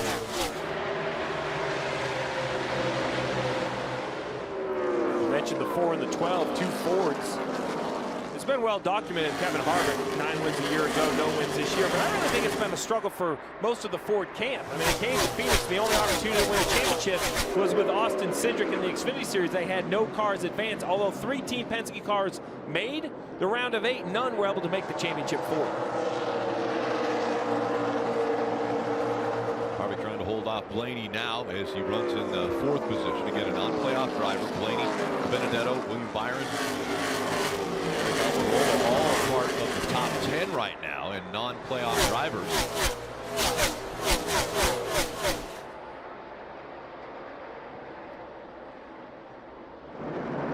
See Denny Hamlin back here. Eric Almirola trying to get underneath him. These two have been going at it. Denny's car is not exactly where he wants it to be right now. Let's listen to what he's talking about. He's fired off okay. Traffic just sucks. I mean, we just cannot keep losing so many spots up there. Yeah, they're on it. Believe me, we'll get it. Bernie is saying you're fired off okay. There's nothing wrong with the car. It's just getting back behind all this. It's very difficult to maneuver where you want things like that. You've got to fix these pit stops. Lost 4 spots on that last stop. Just can't keep giving it up. Parker. Another thing that becomes clear here as we have more restarts is where you want to be in relation to that choose rule. Take a listen to 19 radio before they took the last restart. What do you think of the restart, Lane? You stick with, I imagine you'd be 2nd car inside. What do you think 3rd car outside would be better? No, I'm not giving up a row. Simple. And that's the key. I'm not giving up a row for Martin Truex. So he was thinking maybe, or the team was thinking maybe he wanted to be in the outside. That's where he was making a lot of time early in the race. But he has noticed he doesn't want to give up a row at all in any position because he thinks he can make them up as he dives to the bottom there on Kyle Larson. A great bottom battle, the 19 and 5. Give up a row. Because remember, as they choose, we just went over the choose rule. Everybody loves the top.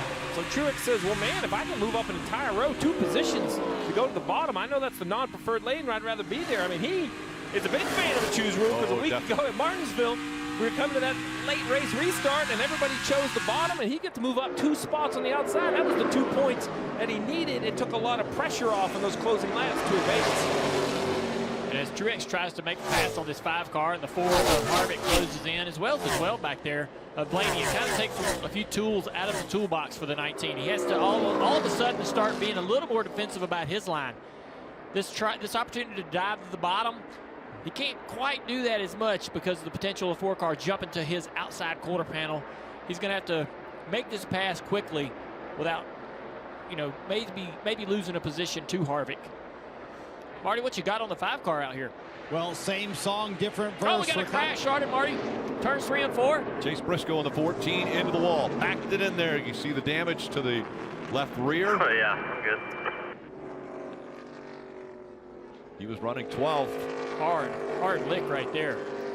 It's disappointing for Chase Briscoe. Having a solid run today. It's been a struggle. So hard for these young drivers without practice to get into a rhythm. Let's go back and see what happened to Chase. So we're going to see a replay here of the contact possibly, or some issue with the left. Look like some debris or something on the left rear, right in front of the tire. Maybe there was some contact. He sees it. He senses the left rear tire's flat. He senses it and lifts real early. So there was some contact or something that has damaged the side skirt on that car, and somehow or another, either the contact or the damage has flattened that left rear tire. He sensed it, lifts early right here. He's like, oh no, I'm in trouble. The tire is completely flat. Kyle Busch does a great job not running in the back of him too hard, but he's already going to wreck, regardless of whether Kyle's there or not.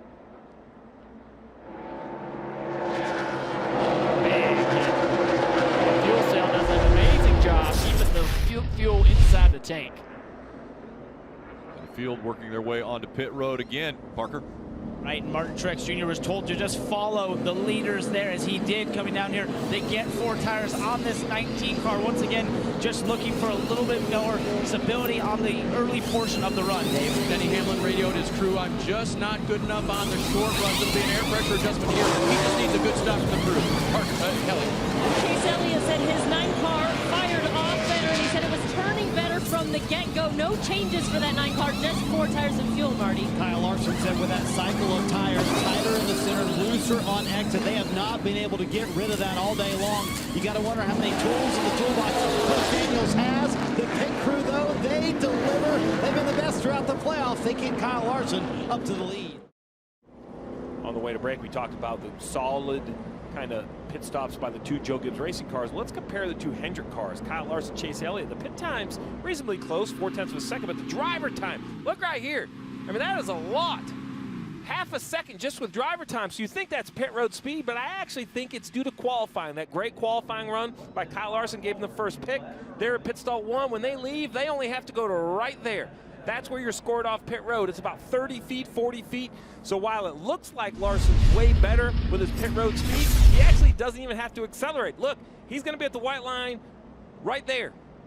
Chase Elliott is going way, way faster than him, but he scored way back at that first white line. That makes his overall time look so much shorter. What I love about this race, this isn't the metric, this isn't all these different things. No, it was effort. It was qualifying. On Saturday, Kyle Larson put down an amazing lap that gave him that opportunity to pick the first pit stall. It's all starting to add up to the 5. We'll see if that's the difference maker. But it was better pit stops for both the 11 and the 19 this time. We had talked about they had a little deficit on pit road. Yeah, and you know, it's kind of like a field goal kicker. If you don't want your last kick to be the miss and then have to walk out there and have a game-winning kick. So they had some struggles early. Now here we are about halfway through the race. They kind of, what I'll call, have a normal pit stop. Look at that. Everything went like we've practiced, went like we've done all year long. That will allow them to build some confidence as the pressure builds and we get to the end of this race, Parker. Well, guys, a little bit of concern right now on the 19 team. If we get a close-up shot of their front grille, there's apparently could be some trash there that they were not able to get off underneath the stop. Martin was asking if they had any ideas of a way to remove it here under caution. The team said we'll just have to deal with it and see where it goes. But right now, a little bit concerned about maybe some trash on that grille they weren't able to get off. They're going to like this shot then, because I don't see anything on the grill. Mission accomplished by the driver. If anything, that yellow piece over the right front brake. Their brake opening compared to the Chevrolets is so minimal. Something like that could completely change how the right front cools. But otherwise, yeah, Steve looks pretty clear. Talk about Denny Hamlin stopped before, had all spots. Well, his team really responded. That was their best stop of the year right there. Bring your best to the championship battle. That's what you got to do. You make a mistake, you got to look on past it and recover. That's what they did. Great stop that time. See this? You know what looks different here? Yeah. Those aren't playoff drivers up front, right? Cars stayed on the racetrack. Reddick, Kurt Busch, Bowman, and Suarez all stayed on the racetrack. Larson chose the bottom. I love this choice here. Even though it's not preferred turn one, he's going to have a lot of real estate left if his car launches. Behind him, the other playoff drivers. This is going to be nerve-wracking now that they're in traffic. And Hamlin chose the top. Let's see how that affects him with those slower cars. Old tires on that outside lane.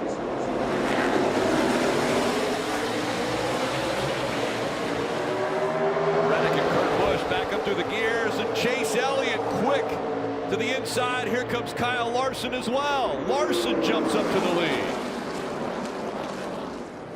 It was like a river of playoff drivers to the bottom. Impressive by both the 5 and the 9. Oh, they squeezed each other. Little contact was made. We saw the 9 wiggling around as the 11 and 19 are fighting back here for position as well.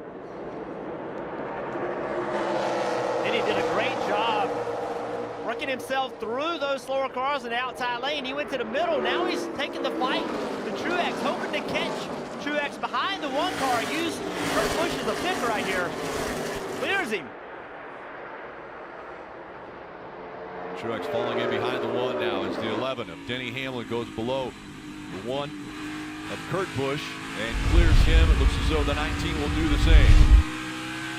That's the replay of the 2 Hendrick teammates down the back straigeway. Oh, that was close. They're sorted out. The Gibbs guys continue to battle behind them. Just 27 laps to go in stage 2. Time after time we come here and see the performance of the championship 4. Once again, they're running first, second, third, fourth on the racetrack. Past halfway of the race, so the season winding down, less than half a race remaining, and a champion still to be determined. And no one has stood out. We've seen Martin Truex Jr. on the longer runs get up front, but now it's Kyle Larson on the short run leading the field as Chase Elliott right on his back bumper. It just screams kind of execution, guys, right? I'm not sure anyone is just so head and shoulders above one another that they can. Oh, Larson's loose. Man, that had me nervous. I was saying that you can kind of overperform. I think it's going to come down to execution, perhaps. Who makes the mistake that costs them? So right there, Chase Elliott saw a weakness in Kyle Larson. He can get to his rear bumper, get to that rear quarter panel, get that car loose. Larson did a great job of clearing him off of turn 4. Now Chase Elliott's going to try to get right to that rear bumper. See right there, that makes the 5 car wiggle around a little bit, takes some air off that spoiler, gets him loose. Chase Elliott knows he's got to keep doing it. He's putting the pressure on him. Larson out of the high side here, moves up the track a little bit. Should have a good run off the corner exit there to stretch that out. Maybe a car length and a half by the time we get to turn 1. Throughout the entire season, Chase Elliott, the reigning champion, and he's had to watch his teammate Kyle Larson go out and win 9 races and be the dominant car all season. Well, I understand there's a watch party for Hendrick Motorsports back in North Carolina. Rick Hendrick here on premise. They all have to be nervous when they see their 2 championship entries. I would say inches apart, but I think they were actually touching. We'll call that contact between the 2. When the 5 car gets that momentum off of turn 4 and gets this type of a lead into 1, it allows him to do what he's doing right now, move around the racetrack and see if he can find some pace and speed so that he can keep that 9 car off his rear bumper exiting turn 2. And he's done that. He's moved up the racetrack, sort of normalized and equaled the speed or the pace of the 9 car. He's going to have to beat Kyle Larson, where Kyle Larson has been great all year long, and Chase Elliott has not. Chase Elliott has not won an oval race since this race last year where he won the championship. So if he's going to beat Kyle Larson or the rest of the guys that win this, he's going to have to step his game up today and do something he hasn't done in over a year. There's car on Rick Hendrick. This man has a talent of rallying people around him, He builds relationships with his employees from the top of the business all the way to the bottom, and they are motivated to go to battle for him, to go to work and please him, make him happy. They want to get a pat on the back from that man when they come back to the shop on Monday. And Junior, no surprise that was on top of the 48 pit box. He's not going to sit on either one of these title contenders. Tries to find, you know, an ally in the group, but not on either side of the battle here. Little slide there out of the 9, and Chase Elliott loses a couple spots as far as car length. We go NASCAR nonstop. Gap stays the same between Larson and Elliott. We see from our aerial coverage brought to you by Geico, looking down on this mile racetrack and the different lines that are being run. Larson, that high line. Chase Elliott running even below the yellow line, down on the apron through 1 and 2, and now into 3 and 4, and different lines again. This battle just shows you how important pit stops and restarts are going to be. I believe the 9 is probably a touch faster than the 5, but not fast enough to find a way by the non-preferred lane. The 5 goes where the grip is the highest, so puts the 9 in a little bit of a deficit. Marty. Rick, first meaningful laps up front for Kyle Larson. Led the first lap of the race, but now has led 20 in a row. And we talked about what does Cliff Daniels have left in the toolbox. Well, even the crew chief learning during the race. Listen. Learned a little bit of something from air pressure a few runs ago that we didn't incorporate that last time, but we did this time, so should be better for you. So obviously not out of tools to make the 5 car better. They've taken several big swings at it, Kelly, and they've clearly made it better. Well, we've seen some close, hard racing between these two teammates, but they definitely made some contact right on that restart, and Chase Elliott wanted to make sure his number 9 car was okay. Not as tight there. Felt like I fired off a little better. You know, I don't know if I'm going to pay for that or not, but we'll see. Yeah, copy. Chase asked the team if the nose of this car was okay. They said it looks like it. I could see them taking a look at some still shots of the front end of that car. The latest message to him, just focus forward. There's Chase Elliott. His comment, Kelly, was, I took off better. I don't know if I'm going to pay for it. So what he's talking about is the car had better speed. When they dropped the green flag on the restart, he took off better. He could be more aggressive with the car and more grip. The concern with that is, does that mean it's going to hurt the tires and not be as good on the long run? He didn't know. He said, let's see what happens. And if it does do that, Junior, then they'll make an air pressure adjustment or some other adjustment on the car to try to make the car where it can take off fast and not lose speed on the long run. There's a contact right there. Larson and Elliott. See how it pushed down the quarter panel on the 5 car. A little daylight between the quarter panel and the spoiler appeared. See if we go back into position. But you do not want to affect the body on these race cars at least a little bit, especially that's a critical area on the right rear quarter panel for side force and down force.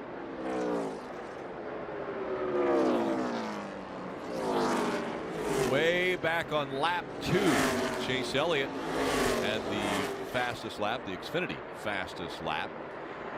Averaged around this 1 mile racetrack over 134 miles per hour. Interesting to watch these two run. You know, you'd think as the run gets longer, both of them would migrate to the top of the racetrack, but Chase is still working the bottom of the racetrack.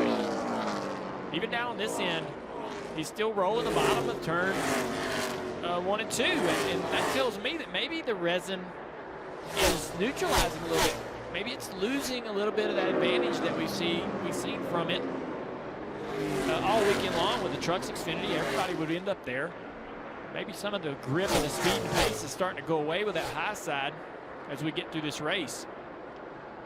And this race is going quickly. 5 laps remaining in stage 2. As up the track, Larson goes once again, and Elliott stays right there on the bottom of the racetrack.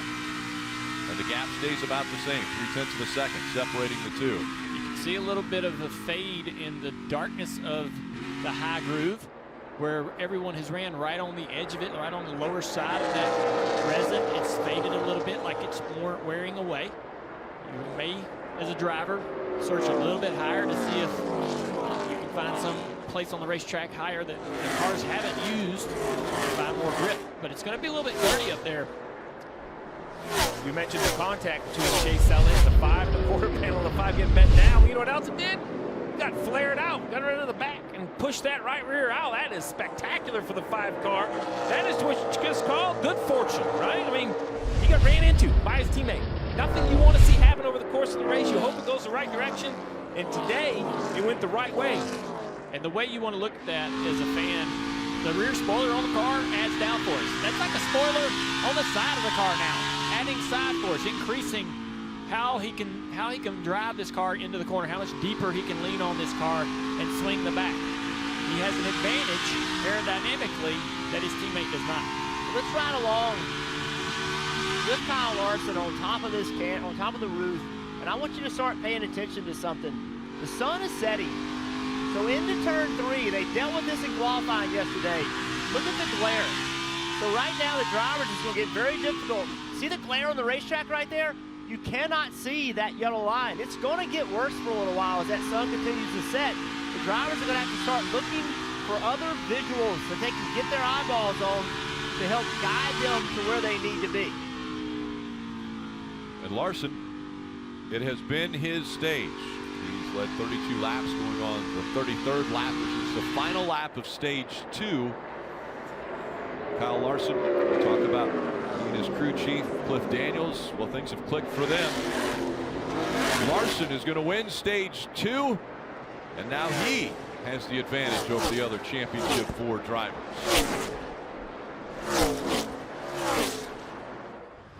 All 4 of the Championship 4 drivers finishing in the top 4 that time. It's NASCAR Cup Series Championship race from Phoenix Raceway telecast presented by USAA. Back into the hands of the pit crew. Parker.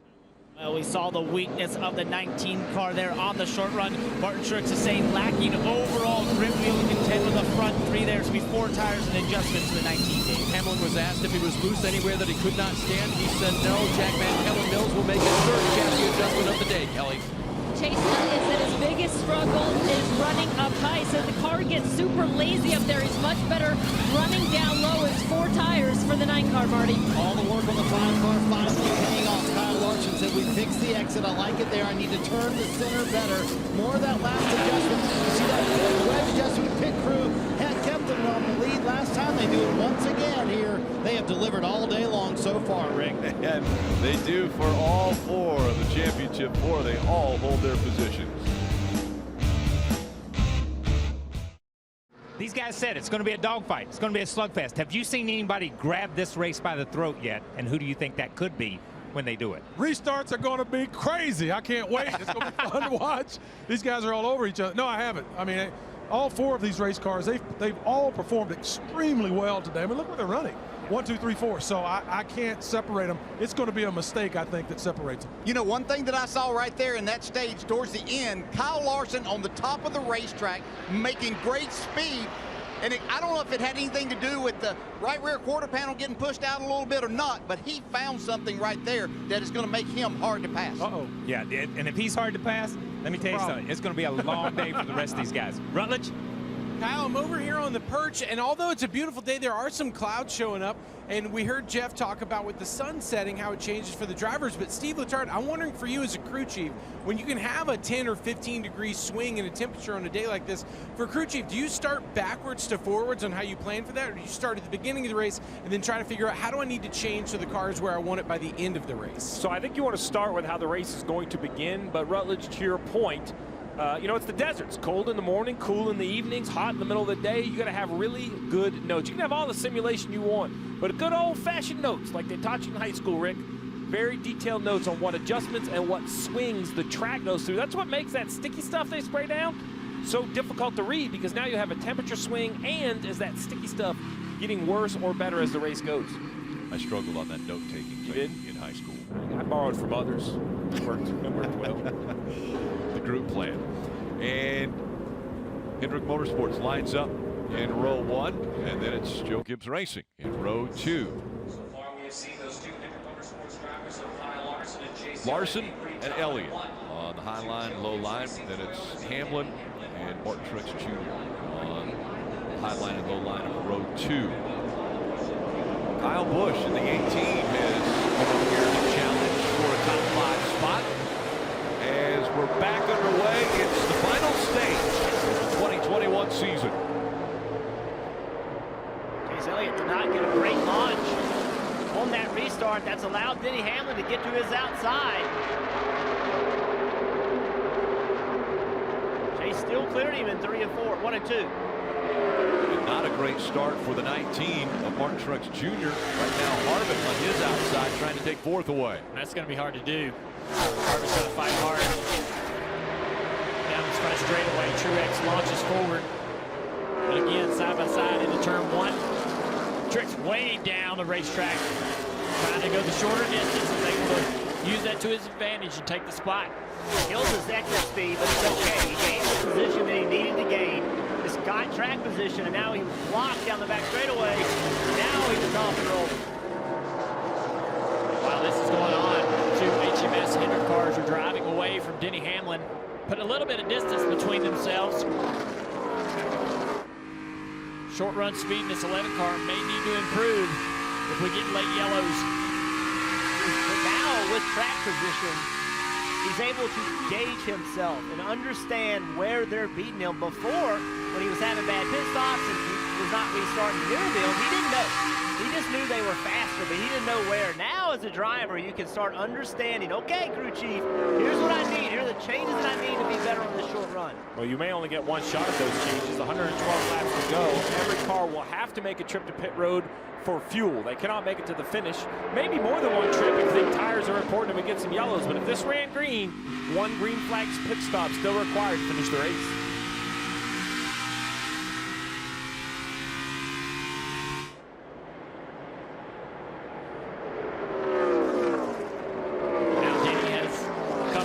Teammate Martin Truex Jr. We're going to ride on the roof of the 19 car with the Toyota Camry. Watch the balance of this 11 car. See what Denny's struggling with. Obviously not happy with the car right this minute. They both dive down in the bottom of turn 3 and 4. Truex tries to get in the gas a little too soon. Cost him a little bit of time here on corner exit to the flag stand. And as we ride along with these two, the two in front of them are getting smaller. The Hendrick Motorsports cars pulling away. Now Martin looking at the inside of Hamlin for 3rd. Hamlin's going to use that high side momentum and really make Martin work for this position on the bottom of the racetrack. In NASCAR racing, if you're a tenth of a second off in a lap, that's a fair amount. Well, Denny Hamlin right here is 3/10 of a second off of the 2 Hendrick teammates in front of him. Yeah, the speed in Larson and Chase's car. 27-16, 27-25 behind them. The 2 Gibbs cars, both 27-50s. You mentioned what a dominant season it has been for the 5 of Kyle Larson. Well, really the whole organization of Hendrick Motorsports, they have led over 4,000 laps this year. The last time a team led more laps than Hendrick Motorsports has led this season was back when Junior Johnson was fielding teams back in 1972, so 50 years. A long time since teams have been able to put together what Hendrick has done this year. I bet Larson's led half of those, not more. Well, remember, guys, it was a few years ago we were saying, what's wrong with Hendrick? Right? I mean, we're so used to seeing this team dominate and win championships, and they were not anywhere near it, and that is completely flipped.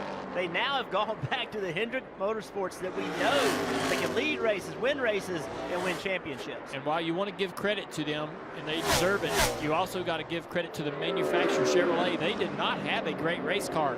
Several years ago, they kind of reinvented themselves and improved their product and brought a better race car for all of their teams to the racetrack, Marty. And how about this pace out of the Hendrick Motorsports cars and the Chevys up front? And we've talked about Kyle Larson all day long. Really good on the short run, maybe not so good on the long run. But does the opportunity to work on the car several times maybe pay an advantage for the 5? Listen to what Cliff Daniels thinks. Make sure to just run your lane, run your line. You did a good job holding him off the last time when he was pressuring you there. And I know that we're going to be better than those guys on the long run now. We've had plenty of opportunities to work on our car. We're going to have it better for you. Okay.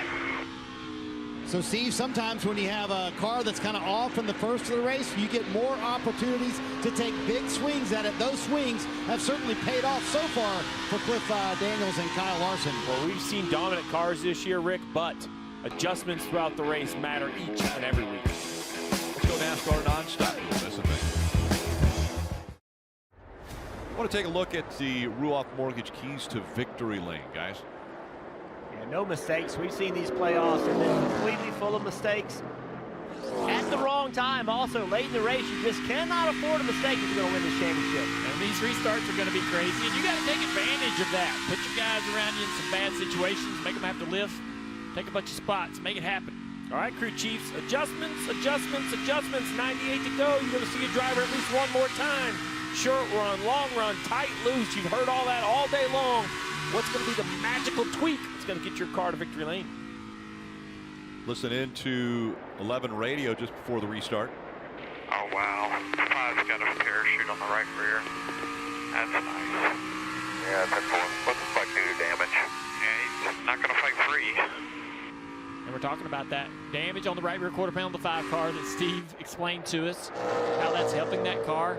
Denny sees it, and he's jealous. I would be too, Denny. I would be too, buddy. Here's how the contact happened, and it's incident happened between him and his teammate. And there it is. Big spoiler on the side of the car, creating downforce, side force.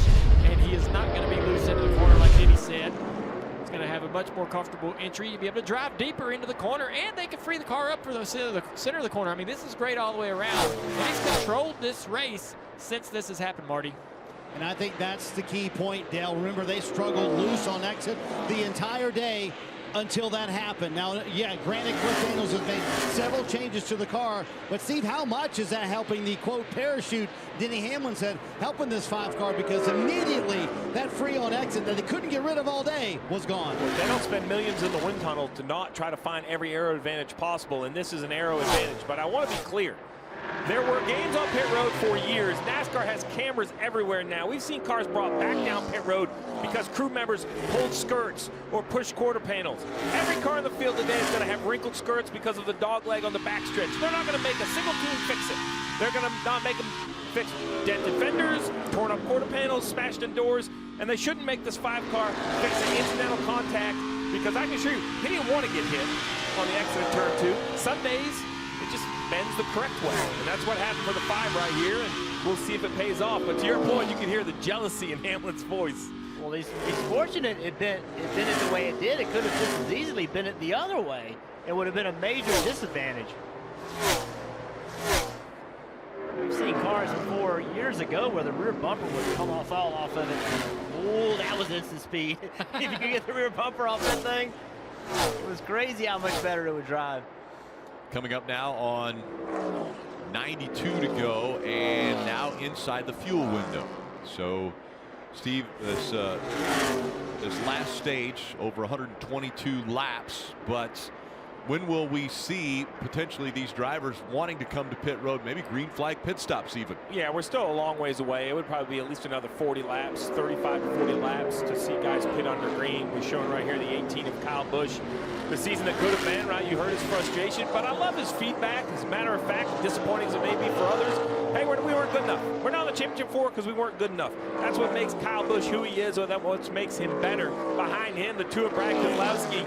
I loved his interview in the pre-race show, right? He talking about having some onions nearby because he was a little watery-eyed about Team Penske. He went there, he delivered a championship. That is impressive, and I wish him the best. Dale, you know Brad so well. You gave him a shot at Junior Motorsports. I actually believe he's the type of driver that could flourish in this new role at Roush, right? To be a driver and part owner and help rebuild that organization. He loves the details of what goes into these cars. Yeah, he's absolutely cut out to be an owner in this sport, and it'll be difficult for him, I think, over the next couple of years to do both jobs at the same time. But he's going to have a lot of fun, and I think it's going to go a long way. Look at a big run by Ryan Blaney, Kevin Harvick, Ford drivers. And want to get a few updates, and we'll start with Marty. Rick, I asked Kyle Larson about his crew chief, Cliff Daniels, and I said, what do you think about him as a leader? And he said, you know, I always thought having someone to motivate me was something I never really needed as a driver, but to hear Cliff and the way he leads our meetings, to watch him post-race, hang out with our guys, how he listens to our guys and takes ideas from everywhere. I am so thankful to have someone like him who's really inspired me to bring my best every week. If you've ever hung around Cliff Daniels, you know he is no doubt a leader and was a leader from a very young age, trying to win his first championship in just a second full-time year, Kelly. If Chase Elliott can find a way to win this championship and go back-to-back, he will become the youngest driver ever to have multiple championships. He's just 25 years old. I asked him what the coolest or his favorite memory was from winning the championship last year. I thought maybe he'd refer me to the incredible homecoming he had back in Dawsonville, Georgia. He said, no, it was right here at the track. Remember, he had his Hall of Fame father, Bill Elliott, and his mother, Cindy, right here to celebrate with him. He said it was getting that trophy, taking the pictures, going through all the motions that you get to go through when you win a championship, and memories he'll certainly treasure forever, Dave. Denny Hamlin's relationship to his team goes back so much further than when he started driving in this Cup Series car. Way back when, a kid from Virginia was definitely a Washington Redskins fan, so he knew who Coach Gibbs was, and he definitely wanted to meet him when he was 11 years old. And then Denny racing locally as a youngster, number 11. And he's run it for every race that he's run in the Cup Series, 578 starting today. They've all been with Joe Gibbs. They've all been with FedEx, Parker. Well, Dave, Martin Truex Jr. and I had an interesting conversation on Friday when he turned to me after I said, you look so calm approaching this championship forward. He said, you know, I'm 41 years old. I know this could potentially be one of my last shots at gutting another championship. The reason being, this sport is about to go through so much change with the next-gen car and how you drive those cars. Who knows what's in store in the future for him? So he's just been trying to enjoy his time here to see a battle in the front. It is a battle, and really it's at the other end of the racetrack. I think Larson does a really nice job down here in 1 and 2, getting a good run off that grippy stuff off the top of the racetrack. But down here in 3 and 4, Larson commits top, Chase commits bottom the last few laps. They're going to do that once again, and Chase really rolls in and closes a good car length on this 5 car.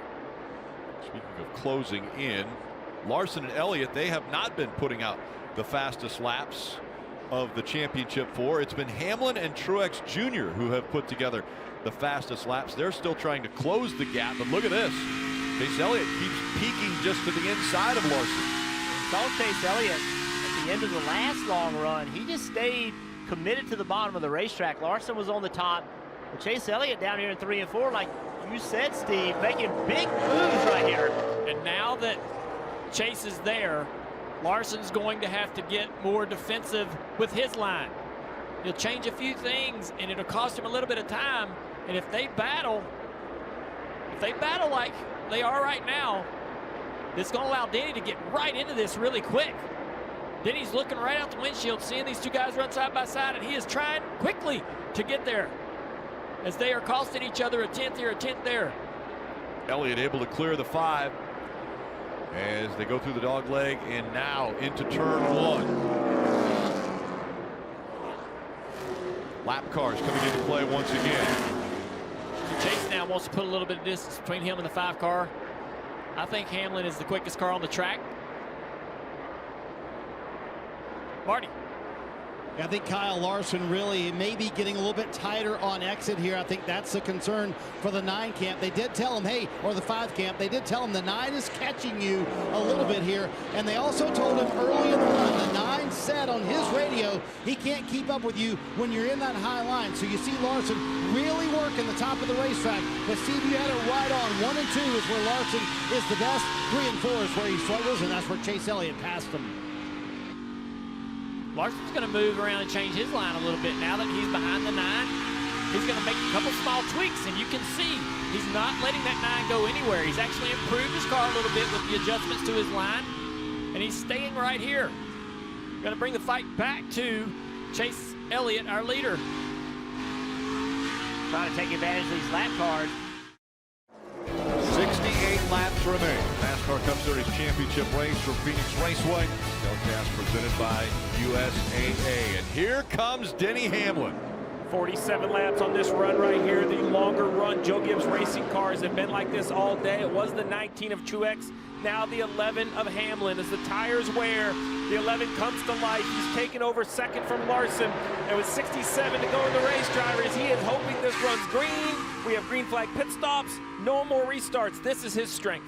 Yeah, Steve, it takes about 30 laps for him to start breaking even with the 2 Hendrick cars.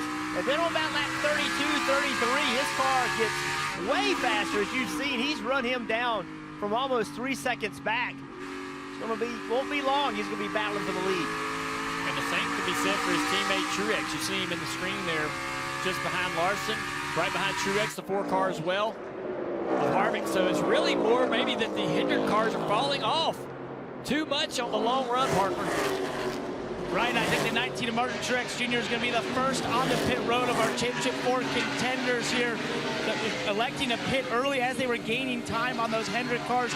Martin had come on the radio and complaining of the handling and losing the right front on this 19 car when James Small reminded him we're reeling them in, referencing those Hendrick cars. You see it's going to be 4 Goodyear tires and air pressure adjustment for Martin Truex. We'll see where this cycles out as they get done this full stoppage. And caution, guys.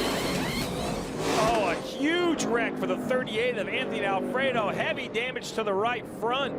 This is going to be a major blow to the 19 of Truex. We're going to have to let scoring cycle out before we can exactly place him on the racetrack. But the gamble, we always talk about gambling. Hey, come early, get some fresh tires. Why doesn't everybody do it? Well, this is the downfall. You see James Small, he can't believe it. Staring at the screen, he actually has the same question we have at the moment, which is I got to see where this cycles around. Yeah, there's multiple cars that came to pit road. Kurt Busch, William Byron, Kyle Busch, the 12 car of Blaney. That could have been a huge break for the 19. He may have stayed in the lead lap, and if he was able to stay in the lead lap, he would line up in front of all those guys when they pit. We'll have to see when it cycles out. I want to take a look at what happens with Anthony.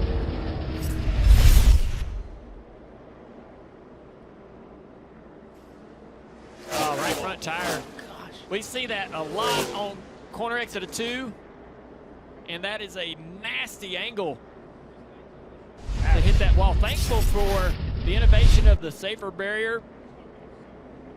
That is a horrible hit.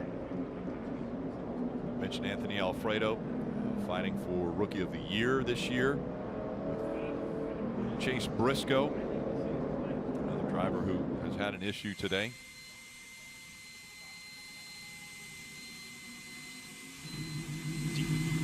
Trying to work through the timing here for Martin Truex Jr. So the advantage for Truex, Phoenix, long pit road. Well, he's very early in it. So he pits, and he's one of the first stalls. So he hasn't been on pit road very long. They service the car while the caution comes out. Now, the whole question is, he has scored where he leaves pit road at the start-finish relative to the leaders. Well, fortunately for him, he wasn't in there very long when the yellow came out, so the rest of the field slows down as well. So NASCAR is going to compare him to the leader, Chase Elliott, relative to the start-finish line. We will be the leader, I think. And that's what James Small's saying. They're going to cycle to the front, as you said, Jeff. So he was only 2 seconds behind the leader when he pitted. That's the other big advantage. You know, he didn't pit from deep in the field. So basically what happens is he comes to pit road. They start servicing their car. The leaders continue with speed, but then almost instantly the caution comes out. Well, Chase Elliott slows down and waits for the pace truck. So, you know, pace car speed and pit road speed reasonably close, only 10 miles an hour difference. So Martin Truex Jr.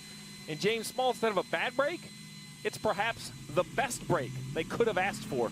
Great long run car, and now they should have track position. It was so important, Steve, for that caution, for that caution to come out quickly. If that caution doesn't come out quickly and all those cars are going fast around the racetrack, they do come around and lap Truex, but the rule, the NASCAR rule is when the caution comes out, immediately you have to slow down by rule. If you don't, NASCAR will penalize you for safety reasons. Huge break for Martin Truex. So a big break there for the 19 team potentially. And tonight, Sunday Night Football on NBC and Peacock. Ryan Tannehill and the 6-2 Titans are going to face Aaron Donald and the 7-1 Rams. Coverage starting at 7 p.m. Eastern with football night in America. So now the pit road is open. And lead lap cars making their way onto pit road. Dave? And Rick, this is such a fine adjustment for Denny Hamlin that Chris Gabard, his crew chief, asked, do you want me to miss to the tight side or miss to the loose side? Denny just laughed and he said, oh, at the end of the run, maybe to the loose side. 4 Goodyear tires and Sunoco fuel, Kelly. Alex Gustafson had already called Chase Elliott to pit road when that caution came out. Chase says the race car's really in an okay spot when he was out leading. It got just a little snug. 4 tires and fuel, Marty. Kyle Larson reiterated we're so good on the short run, but man, the longer we go, my tight in the center just really hurts me a bunch. And I also lost drive off the corner that run as well. Air pressure, a wedge adjustment there. You see that being made right now. How about the Gibbs crew? They deliver on pit road. Denny Hamlin gets the lead. Larson going to lose a spot on pit road. Hamlin and Logano gaining spots. As was predicted, the 19 is going to be the race leader, Steve. All right, let's relive this whole issue with the 19. He comes to pit road. There he is in the middle of his pit stop. Top of the screen, the 38 of Anthony Alfredo. Alfredo flat tire, heavy impact. The 19 crew continues to work on their car. At this point, the track goes yellow. The leader slows down. There goes Truex, start-finish line. Now we're looking for the leader. This is where Truex has scored. You see cars go by. There is the 9 of Chase Elliott. Martin Truex Jr. stays on the lead lap. A huge break for the 19. We'll see if he can pay it off, though. 59 to go. He's now the leader. Blaney as well. Got some track position, so you're going to see him in the restart. Unfortunately for the 5 of Kyle Larson, a slow pit stop. The right side looks pretty good, Jeff. Right? I didn't see anything there. It's the left side that I think they have the issue. And you see the Zach man runs around, Zach's left side up. A little slow in the left rear. Not a lot there, but and this is a huge momentum shift. Now you take the 2 cars that have been slow on short runs and you put them in front of the field and they take advantage of it. 58 laps to go in the championship.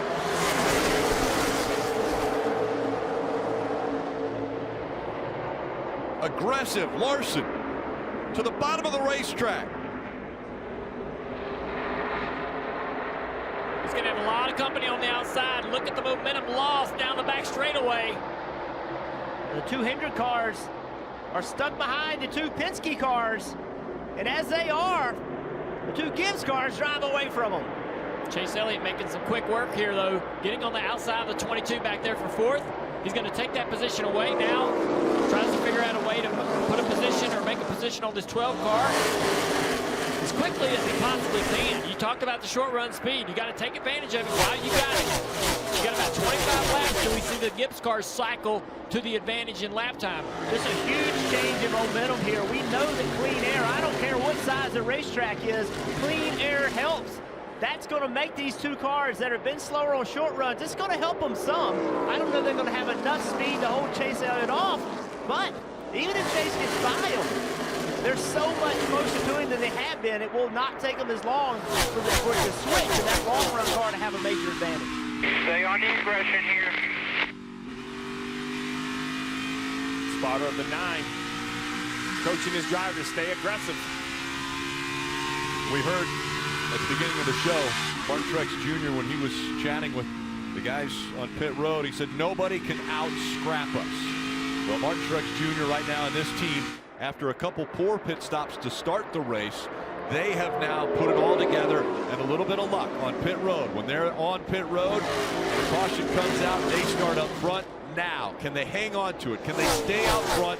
Can he win a 2nd championship in the Cup Series? Denny has moved around a little bit. He's went to the top of the racetrack to try to find some speed and some clean air to be able to track down the 19 car. It's allowed the 9 car, though, to have a little bit of room to run where he likes to run, where his cars is fast all day long on the bottom of the racetrack, Steve. And now you're going to see he goes to the bottom. You know what's surprising, Dale, is that the 11, you know, he's doing a pretty good job for a long-run car holding off the 9 in that dirty air you talked about, right? So I'm not sure if he wants to be top or bottom. As he searches for clean air, though, it's a big advantage to the 9. Leaves him the bottom of the racetrack. Well, that's exactly right. But you see, clean air matters. That 19 car, when he goes to the bottom of the racetrack and the 11 stays to the top like he did in 1 and 2, that's a major advantage to the 11 car. The car we don't see in this shot is the 5 car of Larson. Quite a ways back behind these guys. Not able to squeeze up through there and get through the traffic like the 9 car did. And as this track cools off, you see the shade. It's going to tighten up. The 5 car Larson struggled with a tight race car late in the run. You have to wonder if they're freeing this car up enough for him to continue to be competitive late in this race. And this right here, Chase Elliott having to run the bottom. trying to get by Denny Hamlin. That's harder on his tires than if he can run wherever he wants to. Jeff, we saw the 9 able to pass the 5 by running that lower line. He was making it work early. Is this an advantageous line for the 9 to be able to run that well down low? Well, I think that's where he wants to be. He's been there all day long. The problem is that you see Denny Hamlin right there running the top. He's been doing that all day long, and we know that his car is very good on a long run, so that makes me believe that this top line may be a little bit easier on tires. You're not stressing the tires much. You don't have to turn the wheel. Everything's smoother running that top line versus running the bottom. Chase seems like he's struggling more and more with each passing lap to try to even get in position to challenge this 11 car. Back gas earlier there. You mentioned it, Jeff. The short run speed is still there in this 9, but the dirty air is new. Could be affecting his pace just a bit. I'm James Small, the crew chief for the 19, or Chris Gabehart, the crew chief for the 11. I'm letting him know this time by. That's 10 laps. You guys are still going to get better. The 9's going to start to go away, right? I'm going to coach you up. Dale, if you're my driver, I'm going to try to give you confidence. If you keep holding them off, we have seen these lap times flip as we get longer into our run. It's just absolutely amazing what track position does and how important it is. Good stop, a good pit stop for Denny Hamlin, a break for Martin Truex, but they both got it. And now they're taking advantage of it, Parker. Steve, you mentioned how maybe you would be telling your driver that's 10 laps into a run. James Small has been quiet on the radio. Everyone has been quiet on the 19 radio. But one thing I've been tracking throughout the day is seeing when this 19 car sort of comes to life. And that's normally about 23 laps or so into the run. So right now we're at lap 11. If that 9 car isn't able to make headway before then, that could be when they start to really stretch that lead, Dave. And now a confident Denny Hamlin tries to track down his teammate. And he has a huge team behind him, including 600,000 FedEx employees worldwide. They came to Joe Gibbs Racing in 2015. They came with Denny Hamlin. They've been hungry for a championship ever since. And if he wins today, there'll be a huge party, Kelly. When that caution came out, Chase Elliott said, man, that could have been bad. Remember, he had already been called to pit road. And then when he found out the 19 managed to stay on the lead lap, he said, oh, I can't believe the luck they have. But the team, staying positive, said, don't worry about it. Remember, you're better than him. By the way, it sounded like there might have been a little confusion on the lane choice for that last restart. It sounded like Chase didn't know if he was supposed to be picking his lane at the right time when he did. He lined up where he lined up, and they went after it, but I'm not sure that he made a really conscientious effort to pick his preferred lane. Under 40 laps to go now for Martin Truex Jr. looking for his 2nd championship in the Cup Series, and he's starting to pull away from Denny Hamlin, 9/10 of a second. Chase Elliott, see, he's fallen further back as this run has gone on. He's been pushing hard, trying to find some speed. Right against the wall, a little bit of contact right there. Trying to get on the edge, finding everything he can, opening up his entry. Just made contact. It's an odd place to make contact, but just trying to get as far out as he can to turn down into the corner. And of course, the championship 4 are going to finish 1, 2, 3, 4, but there's a battle going on right now, 5th through 16th. And Harvick is at the top of that list. Remember when we started the playoffs, he was 16th? Yeah, what a recovery from Kevin Harvick. His performance has absolutely stepped up in the playoffs. But it's a tight battle between Blaney and Keselowski, only a couple points. 7 more back to their teammate in Logano. And then you see another tight battle back there between Byron and Busch. All these points matter. I know making the playoffs is the key. Winning the championship is obviously everybody's goal. But at the end of the year, you want to finish as high as you can in those points for both pride and for the business model. The higher you finish, the more it pays. Denny Hamlin here fighting.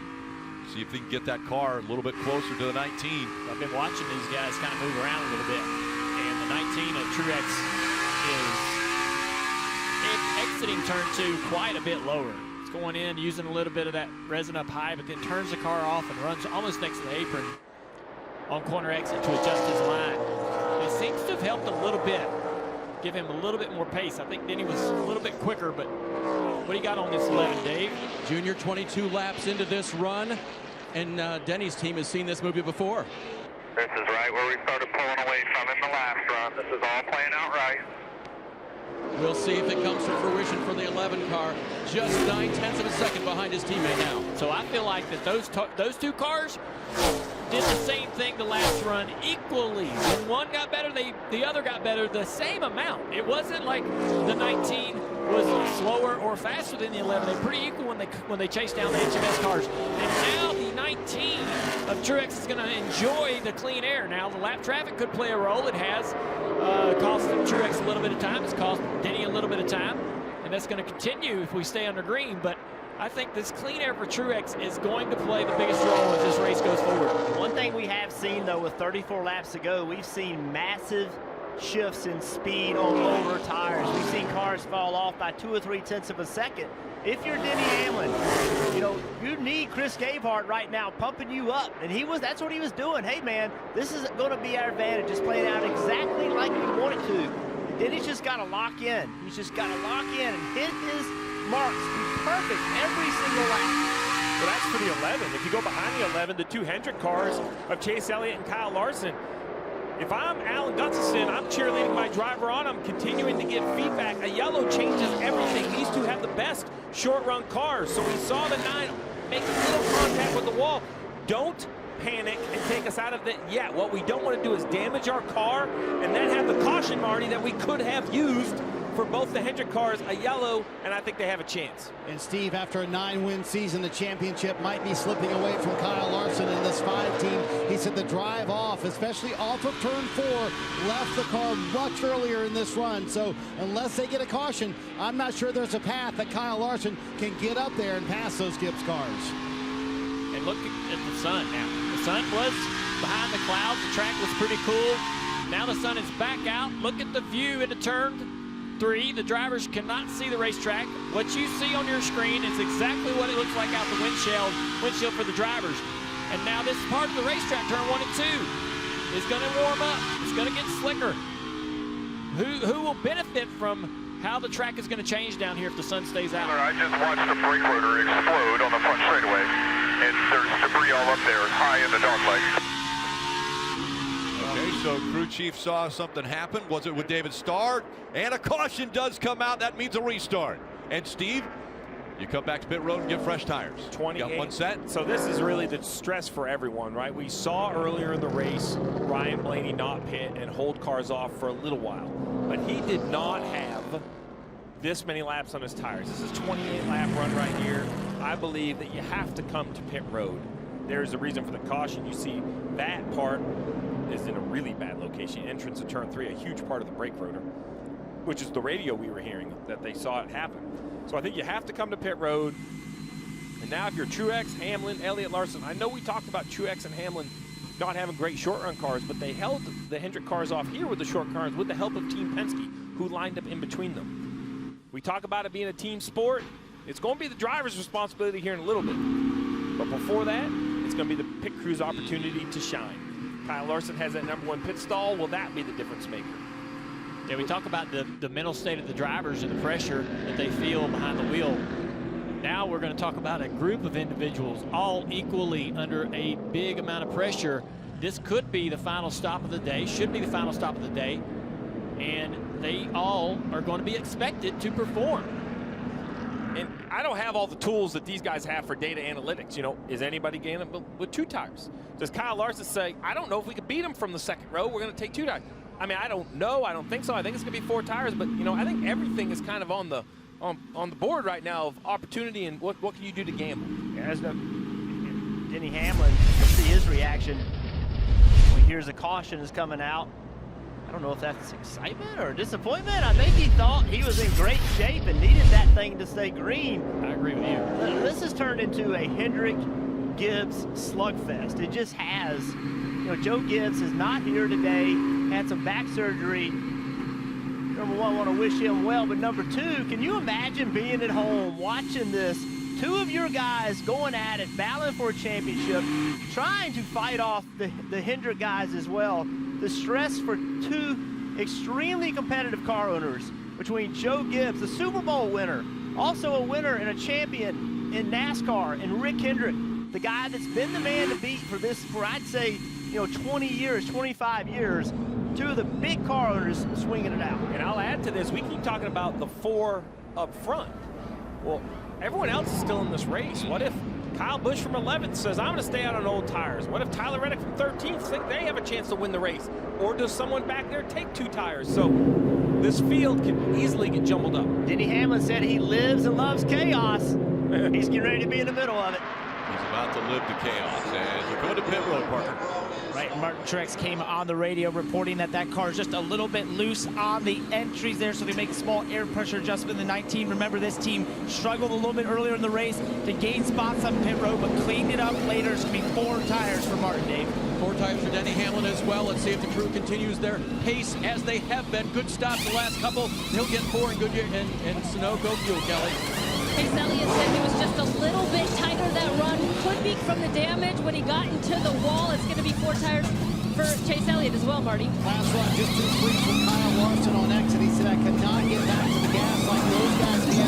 They lost some spots on the last stop. They have been the best throughout the playoffs. Kyle Larson lead on a close drag race. Gained 3 spots for Larson there. Incredible. That's it. The move of the race so far. It was a lucky break for the 19. It is a pit stop for the 5. Remember, qualifying on Friday determined pit pick. They got their #1 pit stop. Look how fired up Cliff Daniels is. 4th to 1st, +3, not a spot. He went from the last championship 4 car to now controlling the race. They've been the best all year, and then you look at the 19 team. Yeah, not a huge issue, a little slow in the right rear. We are at the biggest moments, right? It doesn't take a huge mistake. That was just a little clumsy, a little clunky. That is all it takes to lose spots in the playoffs. Larson's going to start up front after a great pit stop.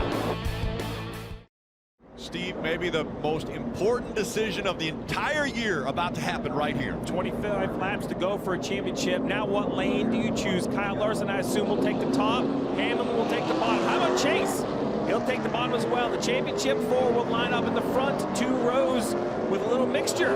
We have a Hendrick and a Gibbs car, and a Hendrick and a Gibbs car. So this is going to be, man, it's going to be crazy. I think Denny Hamlin absolutely had to take the bottom. Right there on that run, it's easy to say the 11 and Gibbs fixed their short run problem, but they had track position.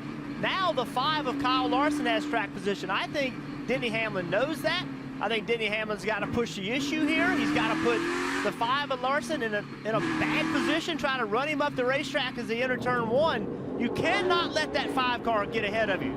Let's listen to him. Obviously, their strength all day has been short run, but they didn't have a strength the last run. The 5 was off the whole time. Remember, you guys said in Ruoff Mortgage, keys to victory lane, no mistakes. Denny Hamlin can't go below the yellow line before the start-finish line on this restart. He has to stay in his line. He can't cut that corner too soon. That's a great launch from the 5 so far.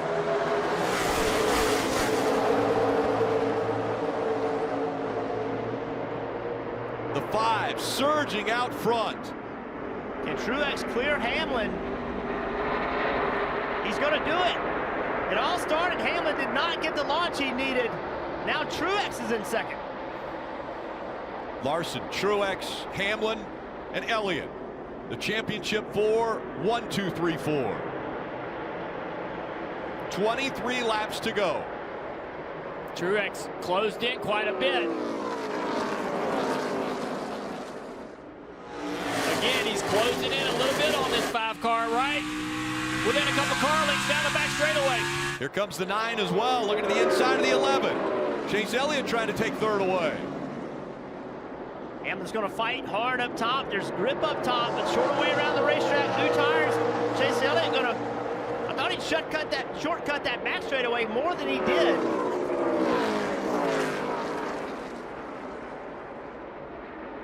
The 19 not letting the 5 get away. Oh, the 19 had to get off the gas a little bit up off the corner there.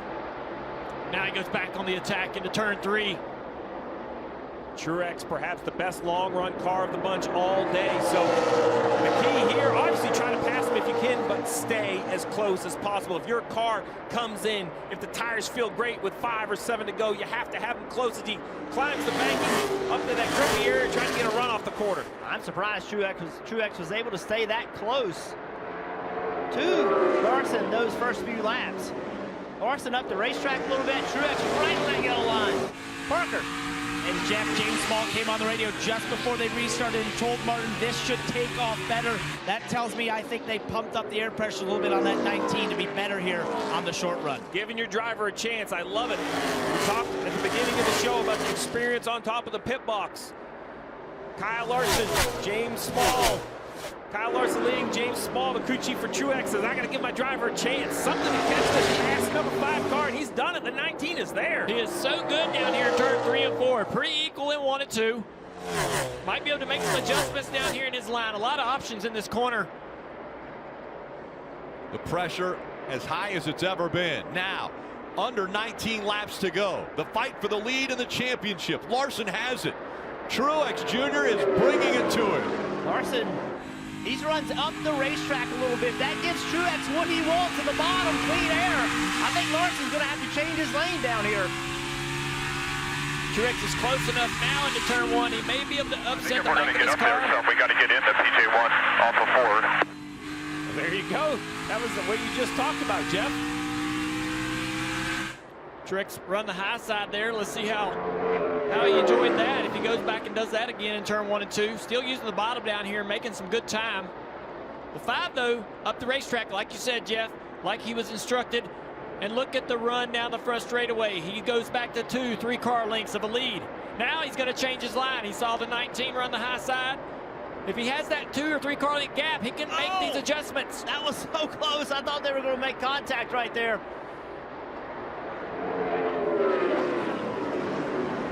Larson now way up the track, getting all the way up into that rippier part. Larson and Truex now 0.7 of a second in front of Elliott, who's up to 3rd. Denny Hamlin back to 4th. Yeah, Chase is closing in a little bit on these 2. All right, let's go. At a party here. 15 to go at the line. 1. Chase Elliott's radio says trying to cheerlead that driver. He's like, I'm going, man. I promise. Get up into the party. You heard that adjustments by the 19 to take off better. It definitely did. He hung with the 5, but nothing is free. If you make an adjustment to make your car fire off, does it hurt the 19 on the long run? 15 to go, we will find out. Yeah, they set the air pressures in these cars to reach a target on the long run. If you set those pressures higher, you will exceed that target and then, in turn, lose a little bit of grip on the other end of the run. Has he gotten to that point yet? Behind these guys, we talk about Chase Elliott's speed. Well, Denny Hamlin, he is searching everywhere. Last time through 3 and 4, a full car width higher than everyone. Look at this. As high as we have seen anyone down in 1 and 2. Over, let's go. Yeah, it's time to put every chip you've got to the middle of the table. Look how you cannot see into turn 1. It's gotten very difficult. Hamlin pushing the issue on his entries. At this point, though, it's either get there or if I wreck this car, so what? You're just not going to get there for 4th if you don't try something extraordinary. He's done some good work here trying to catch this 9 car. Hard into the throttle off of turn 2. He's going to have a great run down the straightaway. Can't see a thing. He sees the back bumper of the 9, and it's getting closer. Hard into the gas right there. You see him committing to the throttle. Late in this race, the shade on that turn, the temperature dropping in the track. Can be really aggressive. He's right here on the back bumper of Chase Elliott. Man, he carried it in there. You hear the debris flying off of the tires into the wheel wells, way up the racetrack into the dirt. Big run here. Hamlin. He stays right behind the 9, though, as they enter turn 3. You hear him hammering that throttle, trying to get the car to turn, get the rear tires to hook up at the same time. It's working for him, this high line. He's got to get by Elliott quickly if he's got any shot at all. There he is, big move right here. Coming to 10 laps to go. He's going to have the speed and the momentum. Elliott's going to have to give him the room. He had too much of a run for Elliott to block that. Hamlin makes his way up to 3rd. Great work by Denny Hamlin. Chase is struggling with turn or something. He's using the apron a little bit, 3 and 4. We rarely see cars do that. Under 10 to go. Is it enough time for Hamlin to close the gap? He's 1.7 seconds behind Larson. And the information's got up to Larson. He's now running that high entry in middle of the corner like the 11 of Hamlin. Larson about 0.8 of a second in front of Mark Truex Jr. And then the hard charging 11 of Denny Hamlin trying to close the gap. That time by the fastest car of the front 4, Truex, but just barely. The sun setting on the racetrack and the season. Kyle Larson has put together the best season of all of the Championship 4 drivers with 9 wins, looking for his 10th. Laps are beginning to unravel for all these guys. 8 laps to go. Truex again, the fastest car. Is there enough time? Well, Jeff mentioned it, right? And we get long enough on these tires that you just lose big chunks of speed quickly. You wonder if that's going to affect any of these 4 in these closing laps. These guys have put a nice distance on Chase Elliott. Without a caution, his hopes of another championship have all but evaporated here. Trying to go back to back as we see the speeds of the line. Hamlin the fastest. Then Larson, Truex Jr., the top 3. Hamlin's going to relive this restart for quite some time. He's not able to get up there. The blinding light as they go into turn 3. Coming up on 6 to go. Kyle Larson sitting here with the lead.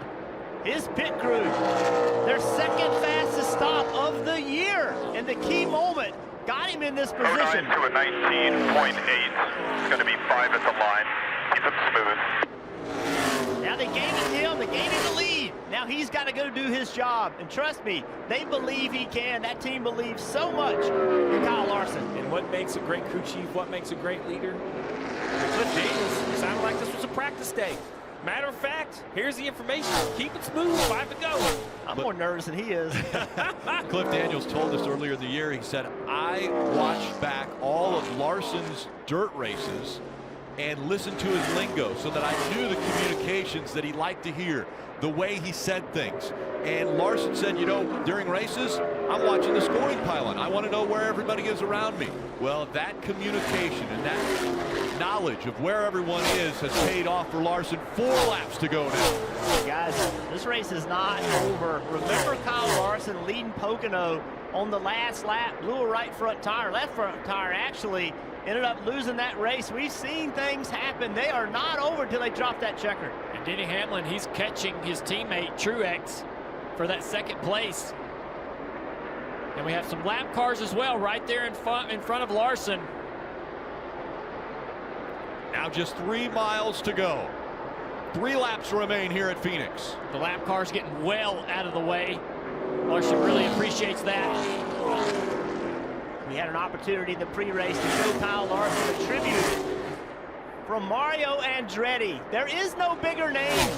But Mario Andretti talked about how great Kyle Larson is. Kyle Larson smiled. You could see how much he appreciated that. This man has proven he can get it done in every kind of race car. Truex making a little time here.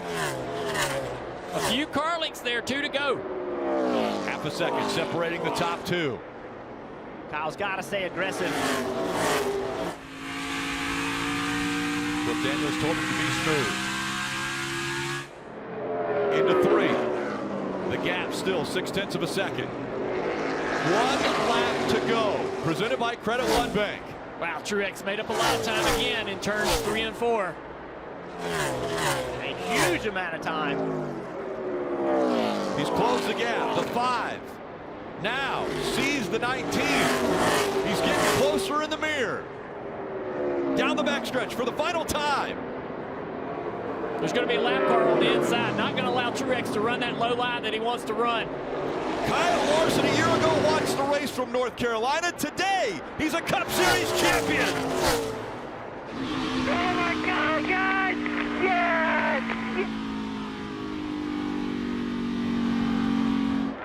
Yes!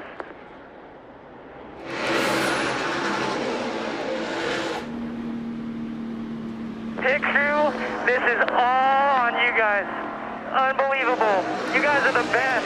Thank you. Thanks, Claire. Thanks, everybody. How about that stop, boys? How about that pit stop? Great job, man. Awesome. There's Mr. H. You can already see the emotion, what it means to Kyle Larson. Every single vehicle he gets behind the wheel of, he has won the biggest races. And today, he wins the biggest in NASCAR.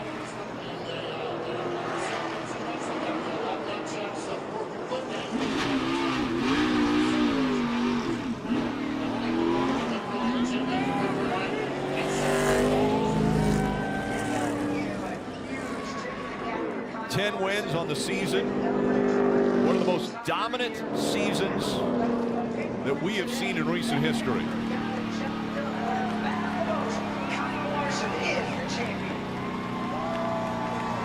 Well, race fans, there you have it. Kyle Larson, your 2000. And once again, it's taken winning a race to win the championship.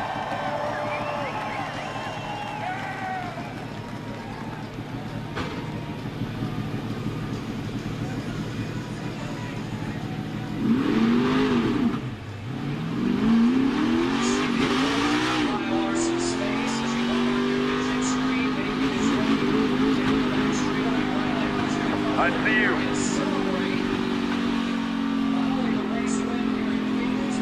You better be crying, boy.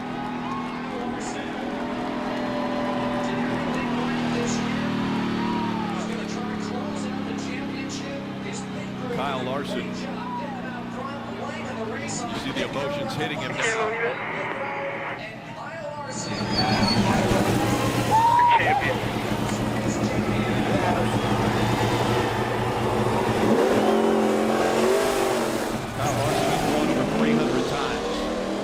Started racing, but this is just the third time he's ever been a champion.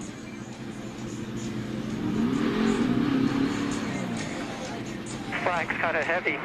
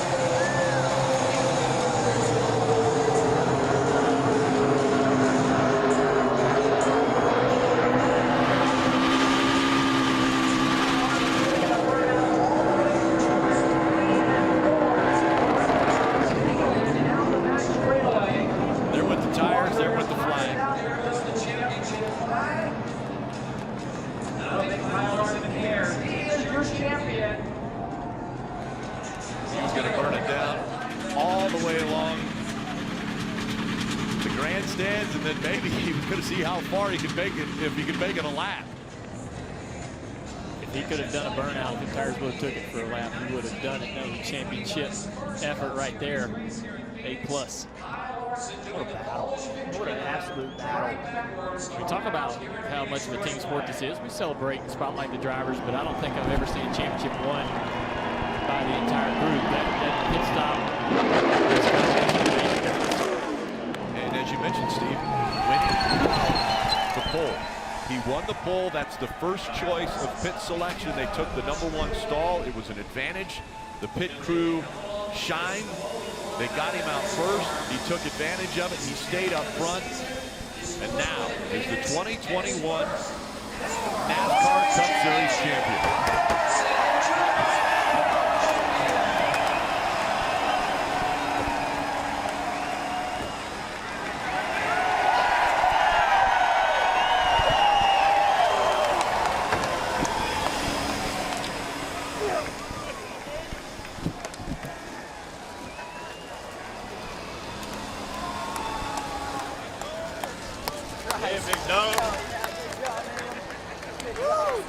Kyle Larson celebrating this.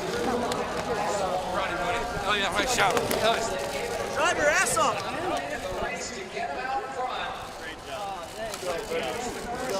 Dude.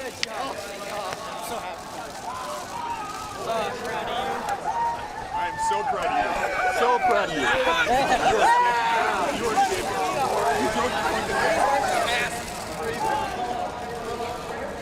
Let's go.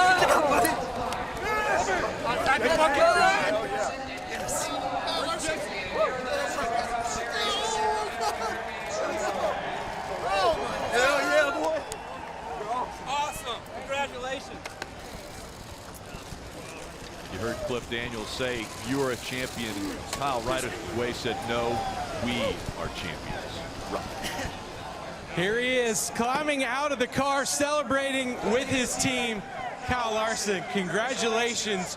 You are a Cup Series champion. Get a drink here real quick.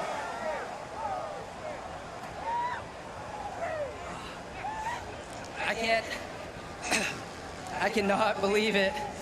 I don't even think I'd be racing a Cup car a year and a half ago. And to win a championship is crazy. I gotta say, first off, thank you so much to Rick Hendrick, HendrickCars.com, Jeff Gordon, NASCAR, every single one of my supporters in the stands, watching at home, my family. I got so many of my friends and family here, my parents, my sister, my wife and kids. Owen had been giving me crap, a month and a half ago about how I can't win a Cup race when he's there. So that had a lot of pressure, but there were so many points of this race where I did not think that we were gonna win. And without my pit crew on that last stop, we would not be standing right here. So they're the true winners of this race. They're true champions. I'm just blessed to be a part of this group. Every single man and woman at Hendrick Motorsports, this win is for all of us and every one of you. So this is unbelievable. I'm speechless. When you crossed the finish line with those tears in your eyes, did you think about that day your dad brought that go-kart home without telling your mom, and that moment led to this? I had a lot of thoughts. A lot of thoughts there those last, really since before intros, right before intros, like it all hit me, and I had tears running down my face just doing the ride around. The crowd was cheering loud, and it was just a different atmosphere than I've ever been a part of. So this event was crazy. This format's wild. I'm glad we were able to get it done. And yes, a big shout out to my parents for getting me involved in racing. My dad for everything he did, building my go-kart when I was young to get me playing around. My mom for videotaping every lap I ever raced and give me something I could look at and study and get better. Gosh, so cool. I cannot believe it. Congratulations, you are a NASCAR Cup Series champion. Thank you, thank you. Thanks again, all you race fans. I love you, thanks. There he is, Kyle Larson, the champ. First thing he said, wasn't sure if he'd ever be racing in a Cup car again. A year and a half ago, here comes his kids. Owen, wife Caitlin there, daughter Audrey. Wasn't sure if he'd ever be racing again. Being suspended from NASCAR in 2020. Reinstated. Second chance for Rick Hendrick. And he has made the most of that second chance, both on and off the track. And now he is a NASCAR Cup Series champion.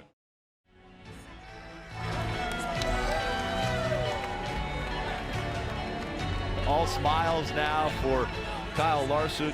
We saw a crew member coming over and spraying him. In this car. And now he's going to go through so many different emotions. Speaking of going through emotions, Martin Truex Jr. came so close, but just one spot away. Parker. Right, Rick, he was probably the one that gave the biggest challenge to Kyle Larson there late. Got so close in those waning laps. What more did you need, Martin, to go and pass that 5? I don't know. I mean, clean air seemed to be, a good bit of an advantage there.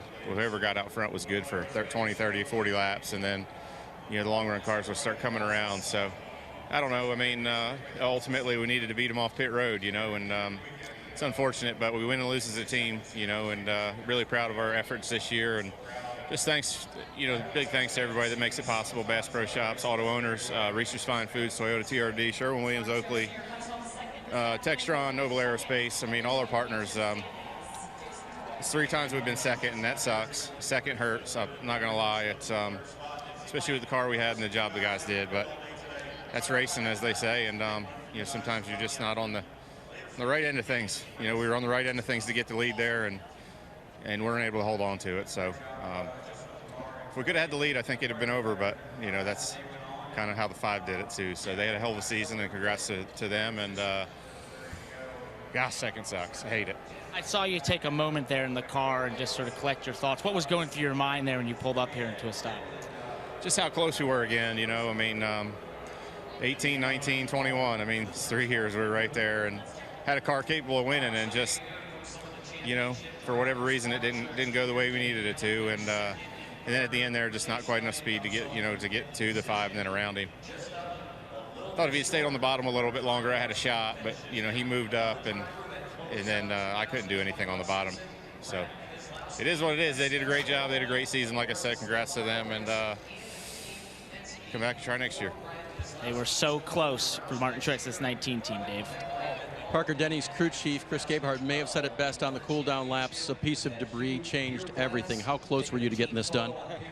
Yeah, certainly. I really liked where we were at with about 25 to go. And, we were just exceptional in the long run, which wasn't too surprising. But, started running the 19 back down there and got within a couple car lengths. And obviously that debris caution changed a lot. But, special congrats to Larson and his team. Those guys, anytime you can win 10 races in a year, you're absolutely a deserving champion. They did a great job on the last pit stop and got him out there. And, it was a set sail after that.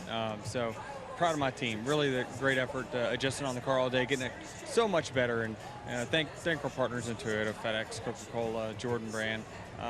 Just a really good year. A really, really good year. And things just didn't pan out, right? I mean, we needed that thing to go green those last 25 laps, and didn't. They made the car better. The crew recovered. Then he comes home third today, Kelly. Rick Hendrick and Jeff Gordon were both quick to come find Chase Elliott and congratulate him, presumably on what was a terrific season. You led 94 laps today, Chase, and once you lost the lead when that caution came out, couldn't get it back. What more did you need there to really do battle at the end? Yeah, maybe just the right set of circumstances. I felt like our Napa Chevy was really good, and I thought our team did a really good job preparing this week. I was really proud of our group. I thought we brought a really good car, and it did a lot of things that we were wanting it to do today. Just didn't work out, and the sequence of the way all that went certainly was unfortunate for us. But look, proud of our team, a lot to build on, and also congrats to Kyle and Cliff. I mean, what an amazing season. Very, very deserving champions, and glad to see Kyle have success. I mean, when you're a good driver and a good person, and you surround yourself with good people, success is warranted. So it's good to see that. But we'll be back stronger next year and try to give him a run. Thank you. The 9 team comes up a little bit short today, but a big day, Rick, for Hendrick Motorsports. You could see the dejection, obviously, in Martin Truex Jr. At 41 years old, he said, you know what, this might be my last shot at a championship. But then at the end of the interview, the response was, we'll be back next year. Well, it's a season's worth of work, which kind of translates into a multiplier for the dejection. Right? It's not, it's bad enough, Junior, or it stings enough when you come close to winning a race, but normally you think, I can come back next week. But this interview is, I got to come back next year. 12 months from now, if you're fortunate enough to make this championship four, so many things have to go your way, not just your performance. And I thought it was 3 very classy interviews, and they all tipped their hat to the guy who won 10 races. I mean, 10 races in a championship. There's little Owen, Kyle's son, got the checkered flag. It was an impressive performance start to finish of the entire season for this 5 car. When I look at the drivers going through the system that we have today, the highs are higher and the lows are lower. When you lose on a race like today, it's much more difficult to take after all the effort you put in versus how we might have done things a couple decades ago. It's difficult to, in this moment, think, man, I've got to regroup and come back and try this again, with the potential of being, again, disappointed. But off season, they'll regain that hope. They're going to have a new car to build and learn from. These guys will too. It's going to be an awesome battle next year. I hate to have to wait to the Clash at Coliseum. I'm ready to go now. This season's been special. This has been a fun year. These guys have given us a lot. We've seen an incredible drive by this young man right here, Kyle Larson. I can't wait for what happens next year. What an incredible race. I think there was a time in this race where all 4 championship drivers felt like they were in position to win the championship. And, you know, every one of them had a shot. And Kyle Larson executed when his pit crew put him in position. The 5 pit crew has been the best pit crew all year long. He's been the best driver all year long. Look at these numbers. 10 wins this season. Last time that happened, Jimmy Johnson in 07. I mean, look at the laps led. This is his first championship. It won't be his last. Kyle Larson is a rare talent, something that we see rarely. A guy like this that can drive the way he does.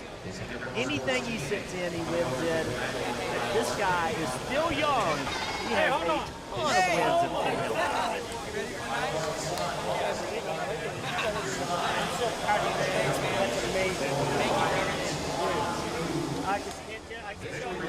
There's another guy, Jeff Gordon. He knows how to win a few. Fires the engine back up. He's making his way to throw up towards victory lane, and he's got a good passenger. Owens going to ride with him there with the race-winning checkered flags. Been able to collect the championship flag from the backstretch and back in the car with him. Junior, you brought up a great point. You know, as much of a celebration it will be for Kyle Larson, what he was able to do, the system the way it is now, the elimination, the 4 drivers that run for a championship, they know that they were 1 position or 2 positions away from a championship. As that flag just gets ate up by the tire.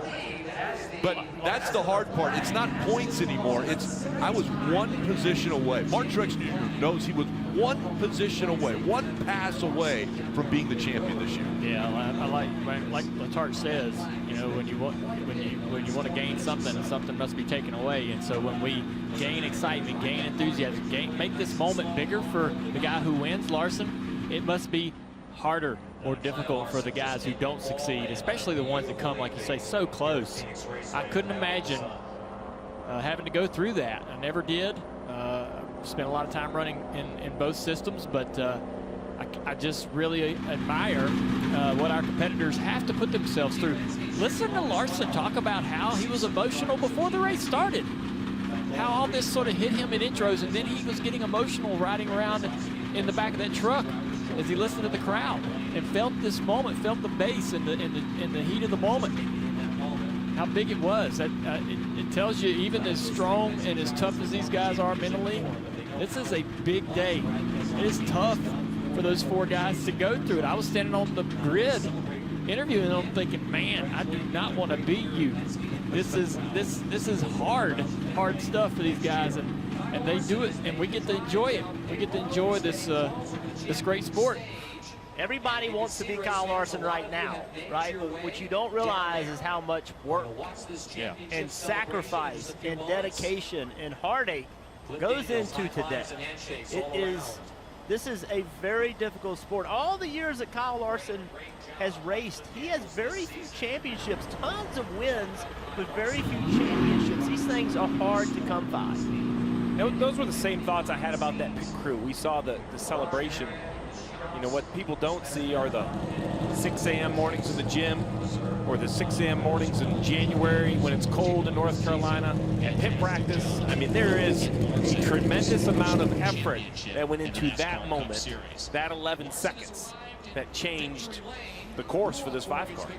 We saw Rick Hendrick, Jeff Gordon celebrating. At the beginning of the year, I asked Rick Hendrick, I said, okay, you have made a decision that you're going to let Kyle Larson run these dirt races and run away from NASCAR. I said, that's venturing away from what you've normally done with your drivers. And he said, Rick, this driver has so much passion for racing these cars, either the dirt cars, the late models, whatever it is, there's Rick right there.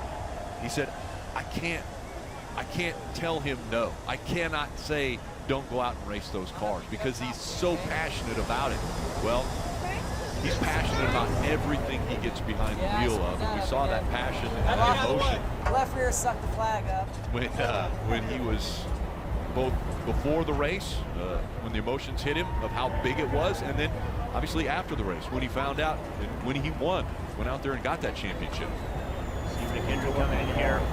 Yeah, sorry. I tore up the flag too. All right, Owen, you ready? Owen, you ready? Yeah, I'm ready, Dad. Kyle Larson now climbing out of the car, your 2021 Cup Series champion, celebrating victories. Champion here in the NASCAR Cup Series competition.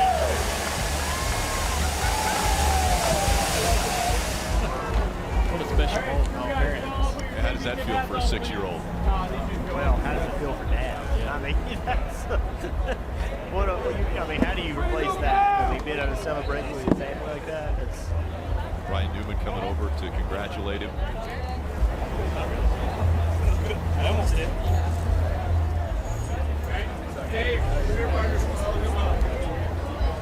I expect we'll see a lot of drivers in the shots for the rest of the evening.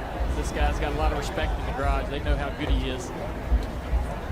He's got a lot of respect with racers around the world. Listen, I'm going to say something, and I believe that this guy right here could be considered to be the best driver in the world. There is no one I know that can do what he does. It's absolutely incredible. Anywhere he goes, whatever he sits in, he wins. And it's against the best of the best all around the world. It is crazy what he can do in a race car. Every single race car driver respects this guy hugely. And let's go to the stage and Marty. Rick, it's time to hand out some hardware to Kyle Larson, and the crew is up here. What a magnificent job they did on that final stop of the day. Rick Hendrick is here, Jeff Gordon up here as well. And to do the honors, here's President of NASCAR, Steve Phelps. Thank you, Marty. Kyle, you've been the class of the field for the entire year. Double-digit wins, most top 5s, most top 10s. Just truly incredible. Oh, by the way, the most laps led in NASCAR Cup Series history. Just incredible. It's a magical season. Thank you.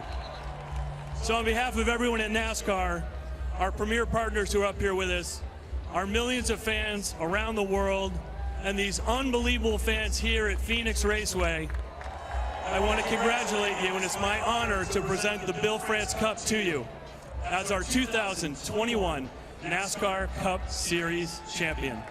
Well done, Young Money.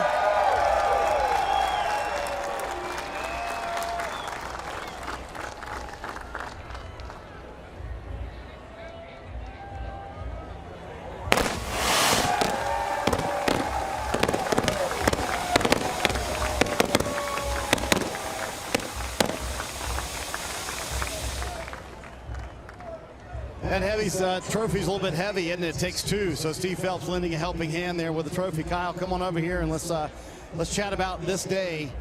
Well, you mentioned it to Rutledge. Were there moments? I mean, even with 20-30 to go, you're sitting back there, the last of the championship four, that you thought, no way we're pulling this off.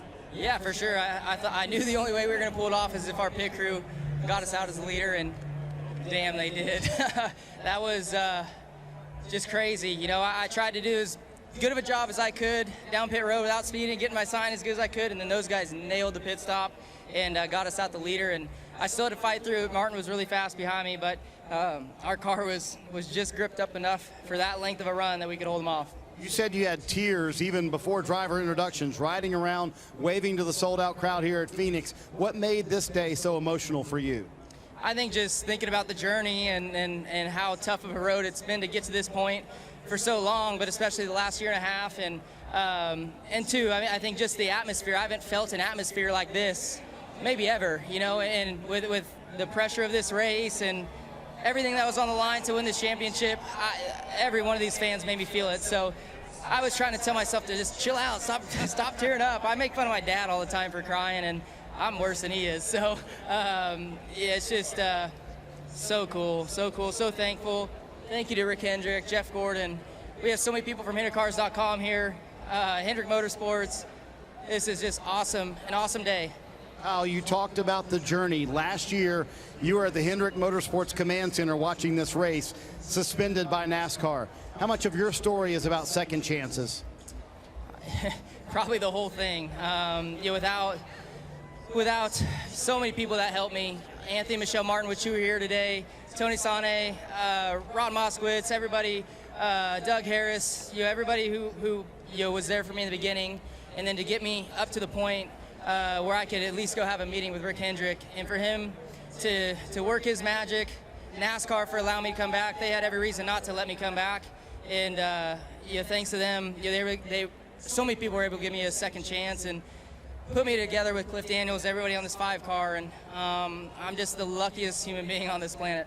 Let's ask Mr. Hendrick about that. So he said you took a chance on him, but how much of his story is about second chances, Rick? Boy, I tell you, we've always known he's a wheel man, and he works so hard off the track, and man, he deserves this, and what a year, man. I am so proud of everyone. Chevrolet and Lloyd Royce did so much for General Motors. A good friend of mine is homesick, and Lloyd, this one's for you, buddy. So, Rick, talk to me about the chance you did take on him. Did you feel at the moment you were taking a risk by hiring Kyle Larson? I never thought I never thought I was taking a risk. I mean, I know how good he is, and I'm just fortunate we were able to get him, and man, what a wheel man he is. And 10 races, 11 with the All-Star race. So, I mean, it's unbelievable. How were your nerves throughout the day, because your drivers were racing each other pretty hard, Chase Elliott and Kyle? Oh, yeah. Well, you worry about that. And then I thought, when Truex was out front and we needed that caution, our guys had an unbelievable pit stop. And, this thing can change on a dime. And congrats to Truex and Denny and to Chase. Chase had a heck of a year and drove an awesome race today. So we're just proud to be here, and thank Hendrick Cars and Chevrolet, and everybody's been a partner. So I'm so happy for this kid. He deserves this. Yes, indeed. He does deserve it, and he certainly did a terrific job all year long. Let's step on to the other side of the stage here and grab Jeff Gordon. How about that performance from this young man? Unbelievable, by the whole team, and Kyle Larson's a great talent, and you give him a great race car and great race teams, and he does amazing things. We've seen it before. We've seen it in other forms of racing, and he and this pit crew and this team, they did it all year long. They got to this point, but what a battle. I just want to say what the whole Phoenix Raceway, NASCAR, and all these fans that came out here today. This is what a championship weekend's supposed to feel like, and that was a championship battle. Great competitors, and a great champion here. You know better than anyone how important a good pit crew is. Is there a better example of a team win than this one you've ever seen, Jeff? Well, and it was a total team effort, not just from the whole season, but from the whole weekend, right? How they prepared to go qualify and get that lap to win the pole, to get the #1 pit stall. And, they had great stops all day long, and an unfortunate caution that got them behind. And then another one that helped him get another opportunity. And I think I heard it was like the second best stop of the entire year. And that's what championship teams do. There you go, Jeff Gordon, Rick Hendrick, and Kyle Larson up here celebrating. Rick, I think I'm holding up champagne, so I'm going to move myself off the stage real quick. Marty, I'd say stick it out right now and just enjoy that champagne. So we just saw Jeff Gordon. Well, of course, full circle, Kyle Larson, a Californian. He was the huge Jeff Gordon fan, and now Jeff Gordon, the vice chair at Hendrick Motorsports, driving for Hendrick Motorsports. What a full circle that has come for this young man who once told his parents, he said, "I like to start in the back." And they said, "Well, why do you want to start in the back?" He said, "Because I love passing people." So it's been a heck of a ride for Kyle Larson, and what a championship that we have seen here. Steve, I mean, let's kind of wrap up what we've seen this weekend with Kyle Larson in this 5 team. Well, coming into this race, it was truly impossible to handicap. They all had a great story of why they could be a champion. Both the numbers, both the talent, all 4 teams were deserving, and that's the race we saw. And in the end, I think Rick Hendrick said it the best. This can turn on a dime, but the trick is you have to be able to capitalize when it does. That's what the 5-car was all about this year. Some races they dominated, other races they found a way to win. They came into Phoenix, they didn't dominate. They perhaps didn't have the best car at times, but in the end, they had the best team when it mattered most. A pit stop gave Kyle Larson, their superstar driver, the chance to showcase his talent, and it was an impressive run. I feel a little heartbroken for Truex. 3 times now he's been second, but very gracious in defeat, and really all 4 of the championship contenders gave us a great weekend here in Phoenix. Yeah, all 4 were in contention for the possibility of winning the championship. As we bring in Jeff Burton, Dale Earnhardt Jr. All right, guys, pretty eventful weekend. Yeah, it was awesome. You know, being down on the grid before the race, Kyle Larson said he could feel it. He could sense how big this moment was. Me and you talked about what the vibe was down on pit road and how much energy there was there. And I'll echo Jeff Gordon's comments about the track. I mean, they did a big renovation of this racetrack, and it is made for this moment. And the stadium sort of feel and vibe that it has, the experience that it gives the fans. We had an amazing race, and it was everything that we hoped it would be, and it was a big day for the sport. This is a critical moment. We put a lot of pressure on our sport this season to deliver, and it did. Our drivers went out there and put it all out on the line. All 3 series, we had exciting races all the way to the end. And again, I hate to have to go into the off season and wait for the next year, because I'm so excited about the future of this sport.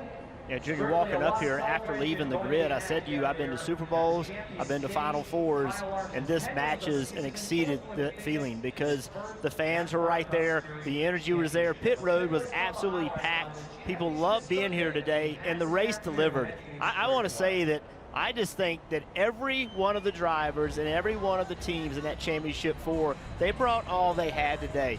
Clearly, some guys didn't have the best pit stops at the right time. Driver may have made a mistake. That's racing. That's part of racing. This stuff's hard. It's not easy. They all brought it today, and at one point, every single one of them had a shot to win. But Kyle Larson and his team, they made it happen when it counted, and they've done that all year. This feels normal to them, but it's not. It's not normal to win 10 races. It's not normal to do what they did this year. They made it look easy, and I can promise you it's not. They set the bar awful high, and you know, one of the greatest race car drivers of all time sent a message to Kyle Larson before the race, and this was after the race. Superb drive, Kyle. Well-deserved championship. So happy for you and Team. What a blessing from Mario Andretti, talking about one of the greatest drivers of all time, potentially in Kyle Larson, and he's been able to grab his first Cup Series championship on one of the most dominant seasons we have seen in decades. He had to win the race to get it done. But Kendrick chatting with Mark Truex Jr. so close once again to another second place finish. We're going to hear from more drivers when we come back to the meetings.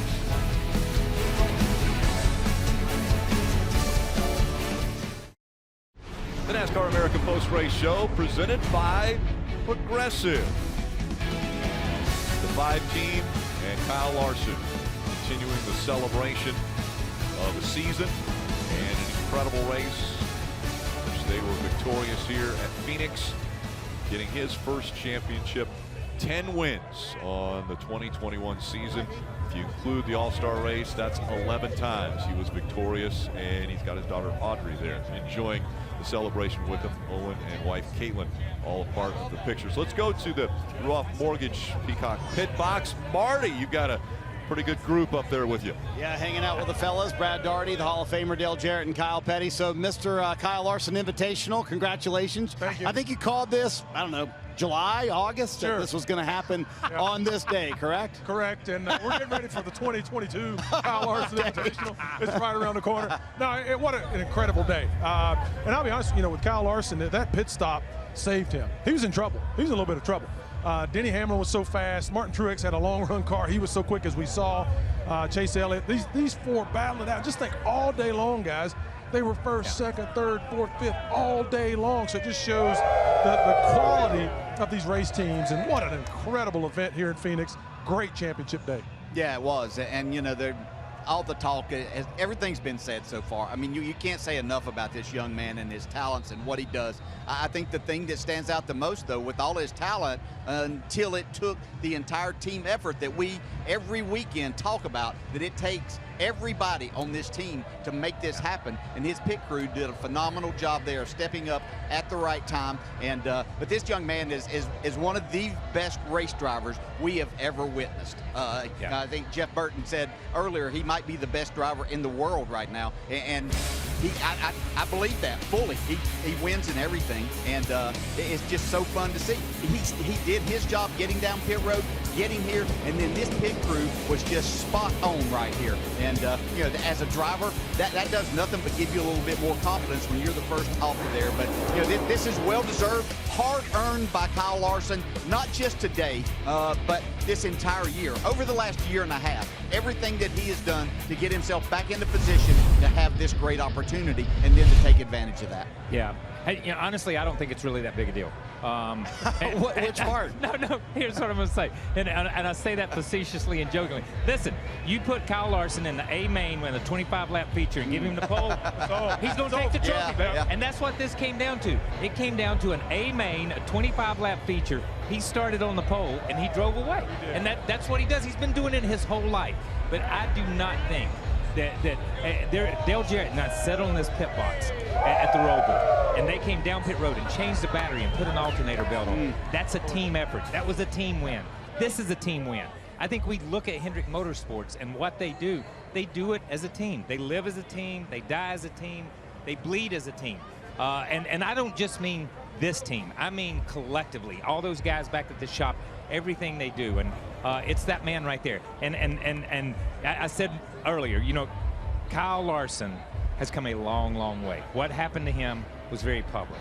And this is the greatest, he's the greatest example of forgiveness and redemption right here. He was forgiven for his transgressions, and the redemption comes today. The redemption comes when he holds that trophy up. And so many people take so much more away from this than just a championship. Yeah, and I think that spoke a lot to everyone, Brad. This is about second chances for Kyle Larson, who was suspended by NASCAR at the end of the year last year. Kyle brings up a great point. He watched this race from Hendrick Motorsports, and I think there is an element of Rick Hendrick taking a chance on him. I mean, Rick funded the majority of this season out of his pocket because he believed that much in Kyle Larson. No doubt about it, and it's about the maturation of Kyle Larson. As you think back to this time last year and him sitting there having to watch this race, on television, and then you hear him talk about he thought it was just like sand through the hourglass. He thought it was gone. He never thought he'd have this opportunity again. So yeah, and that's what makes our country so great. It is about second chances and opportunity. We all need them. And he's had this, he's taken it and make the most of it, and he's been so impactful to people in his community and his children, and today he's a champion. And I think the important point in that, DJ, is that Kyle's done the work off the track as well. That's right. It wasn't just, hey, take some time, but he did the work off the track. Yeah, so much. And a lot of it has been documented, and we've seen and heard about a lot of it. And there's so much more that we don't even, that we're not privy to all the information that is there. But this young man has totally changed his thoughts, his ways, and the person that he is. Yes. And I think that speaks as much volume. We knew he was always a great race driver, and in the right situation that he was going to be a champion. But after, what happened last year, we weren't sure if he would get that opportunity. It took a special man, and Rick Hendrick is that special person that has given a lot of people, not just drivers, but crew chiefs, engineers, tire changers, you name it. They've come through Hendrick Motorsports, and the opportunity that you get to work there, but to be a driver at that organization is just incredible. Yeah, and I got to say, he came into the sport as a kid. Young money. They called him, he came in. Today he stands here a man, and he does. He stands here a grown man. And listen, I will say this, and I may start crying, because I'm going to say this, that when he put Owen when they got on top of that car, if you've got a kid, and you have that, and in that moment, and he's got his arm wrapped around him, and Dale's, Zach and Jason, and I had a son that drove a race car. If you've got a kid that's in sports, that's part of it, and that was just a moment. That was just a moment for me, and that spoke volumes to who Kyle Larson is too. This is about more than just Kyle Larson. Coming up in a moment, we will hear from Cliff Daniels, the man who made the calls today, and they had to work at that race car to get it even in the ball game. Terrific effort by the entire team. NASCAR America is brought to you by Progressive. Stay on track with great rates at progressive.com.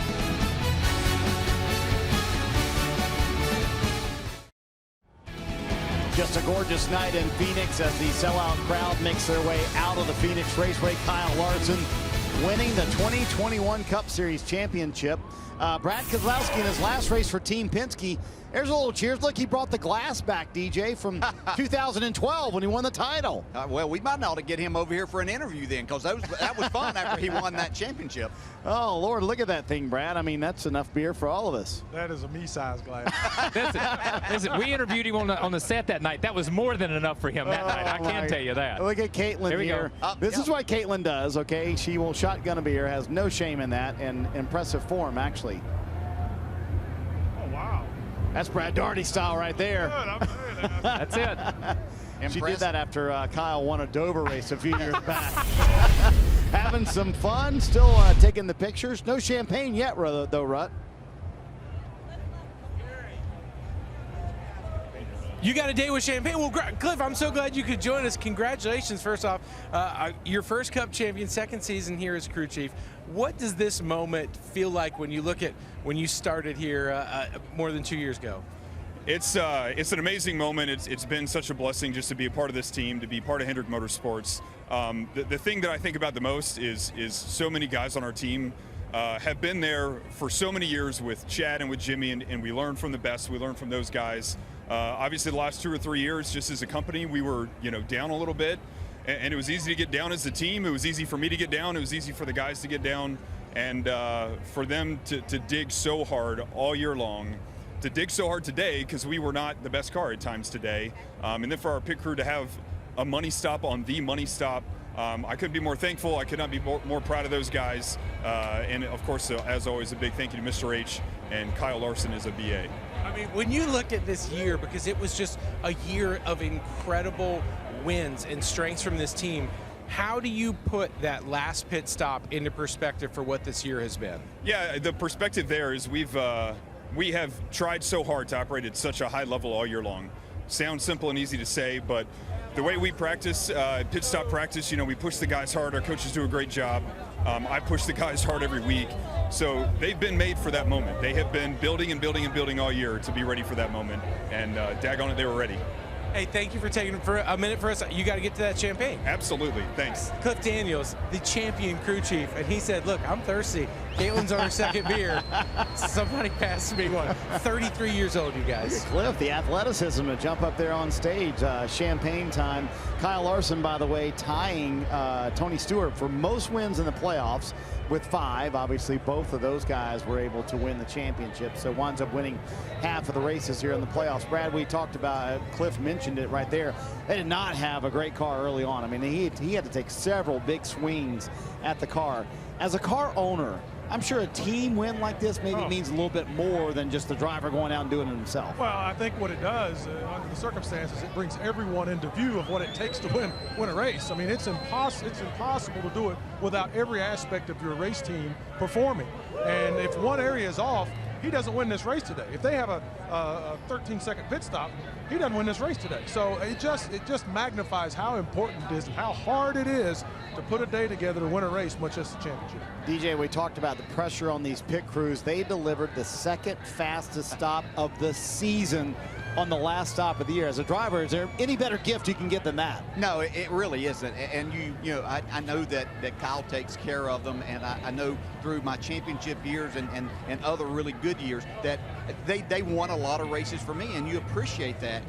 But they still don't get enough credit. They get too much of the blame and not enough of the credit. But in this situation, they did it when the spotlight was on them and when it had to be done. That was their only chance, really. I don't know that he could have gone up there and passed either Truex or Hamlin if he didn't get the choice of where to restart on the front row of that last restart. So you appreciate these guys, the hard work and effort that everybody puts in. I mean, it's just incredible what these teams go through now to make sure that everybody is ready to do their job. And I'll have to say, this is one of the very few times that you want to go home smelling like You know what? But you talk about that last pit stop, and listen, I think, and you talk about the adjustments. If you listen to Cliff on the radio and listened, and we played lots of the voice and lots of audio, they were so calm. They had a plan. They stuck with their plan. You know, our plan is, okay, we'll get in here, we'll make an adjustment. You're going to be better. We're going to make you better here. We're going to make you better there. Whatever. But you go back to that pit stop, and I liken it to NBC does the Olympics. I liken it to the Olympics. It's when an Olympic swimmer goes and sets a new world record. You know, they're in front of the world. They're in front of everybody. Listen to this.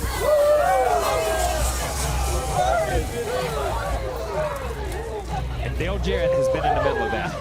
And I'll say, that is the most special moment, is it not, for a driver and the team? To celebrate with them. That's the best thing that you'll ever have, and to have everybody there celebrating the moment an entire year that you were the very best in making this happen. And Kyle, I'm going to go back to something that you said, because I'm going to relate it to something that Dale Earnhardt Sr. told me in 1999 as we got down towards the end. It looked like I might win the championship, and we were just talking about it wasn't going to be the races that you win that you really think of as much as whenever you have problems. And you talked about us watching this team and Cliff Daniels directing his team of putting on an alternator belt at the Charlotte Roval, because without that, they weren't going to go through into the next round. They were going to be done. They wouldn't have been here racing for a championship. And the calmness that he showed and that we watched them perform that day is the reason they're here, and now that he's a champion. You still have your champagne bottles from Victory Lane in your championship somewhere? Oh, absolutely. Yes. Okay. Yeah, I got rid of a lot of stuff, but the championship stuff I still have. So. Oh, there you go. Rutledge is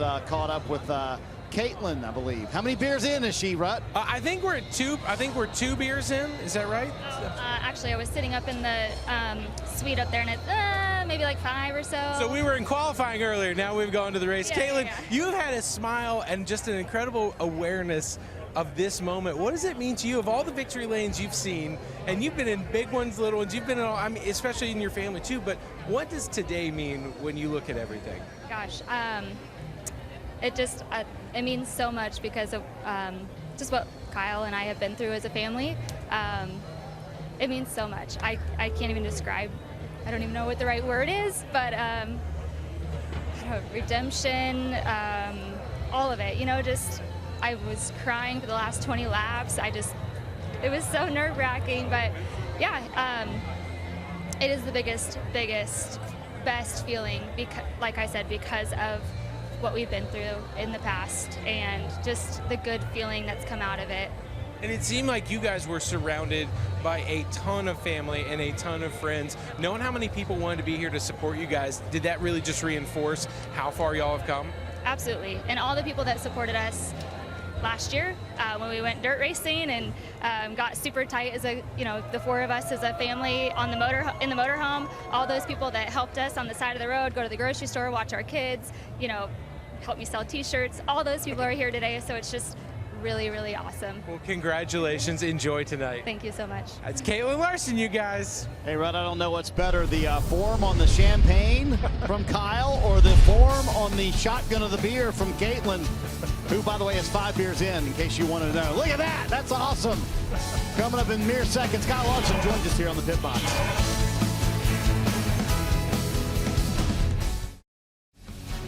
NASCAR America is brought to you by Progressive. Stay on track with great rates at Progressive.com. Let's take a look at this week's Progressive Safe Driver. And Brad, let's not give it to the driver. Let's give it to the whole team. Yes. How about absolutely. that pit crew for Kyle Larson? Unbelievable pit stop. Had to have this one on the money, and that's exactly what they did. Second quickest pit stop all year long. They get Kyle Larson out front, and you know what happens when that happens. Kyle Larson walks away with it, wins the championship. There you go after the restart. Checkered flag, wins the race, wins the title. Good stuff from Kyle Larson, his first ever Cup Series championship. And Kyle Larson joins us here on the Ruoff Mortgage Peacock Pit Box. You told us when you came up here, you said, I can't believe it. Can you not believe the pit stop or the championship? Or both? I think it starts with the pit stop. Yeah, without that pit stop, we are not champions. So my pit crew has been doing an amazing job all year, and I didn't know that that was the second best stop they've had all season, but I knew it was going to be ranked up there. So they came in clutch, and that's what we had to do as a team. Cliff and all the engineers, they did a great job adjusting on it because we were so far from good the first couple runs of the race, and then we got better the middle half of the race, and then the pit crew, like I said, they crushed this stop, and they are the reason why we won today. Okay, but I'm going to give you the fact that they got you out and got you lane choice and got you the lead, but the job wasn't done at that point. You knew that. You saw earlier when Truex was when he started up front, he was able to check out, so clean air meant a lot. So your job was just starting there as you had 20-some laps to go to hold him off. How did you make all of that happen? I know that there were times that you changed your lane as he got closer to you and made a couple of attempts and had to do that. Was that just instinct on your part of knowing, okay, it's time to go?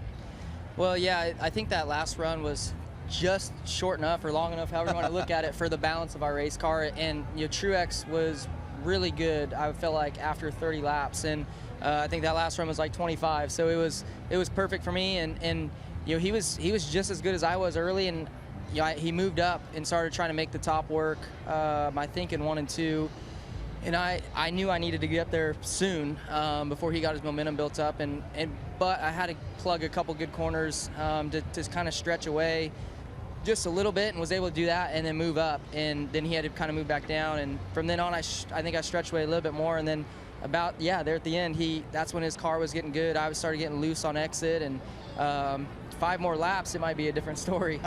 Anytime throughout the day, Kyle, as we watched, I mean, the 4 championship contenders, I mean, you guys dominated the day. I mean, you all had excellent pit stops. You stayed up front all day. Anytime throughout this race, in your mind, were you like, well, man, I don't know if we got it? A lot, really. The majority of the race, honestly.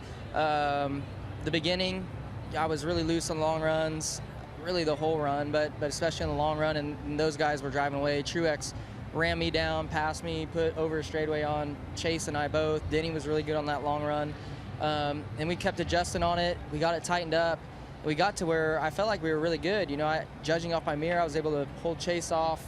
And then, like I said, looking at my mirror, the 11 and the 19 never really closed that much, that whole run. I think that was to end the second stage.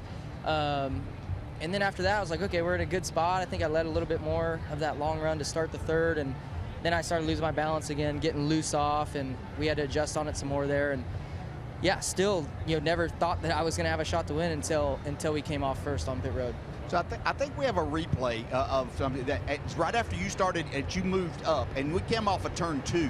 Do you have any idea this was this close? I mean, he had a big run, and you were obviously had moved up and coming across. Could you feel the air or feel that car there at that time? Well, that was closer than I thought it was. I was looking in my mirror over here, and I knew it was close. I was honestly surprised that he got that far inside of me, because he wasn't really that close to me. Dang. Wow. That could have been different too. Yeah. He just got further in there than I thought. I wanted to run that diamond lane, but he must have had enough grip in his tires at that point to like really charge the middle to try and block me from doing that move. And thankfully we didn't touch. Let's talk about the emotion of this week. You mentioned how you were emotional before, the command and everything and that went on before the race. But how much of your week was sitting and thinking about, I'm just thankful to be here. After all I went through the last 18 months, I'm thankful to have this opportunity.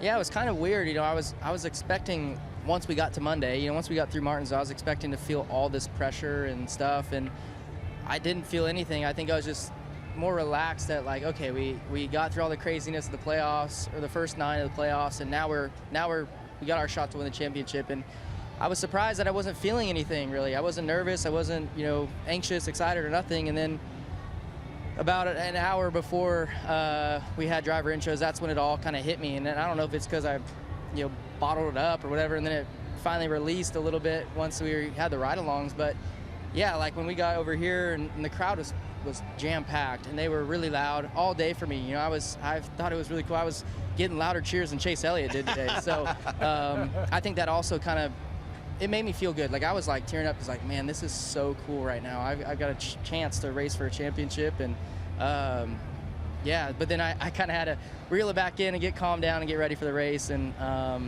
yeah, get focused. Talking about tearing up, how special was this post-race to be able to share with your son?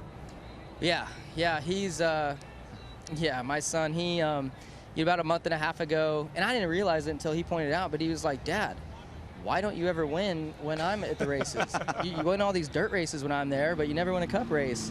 It's like, dang, you're right.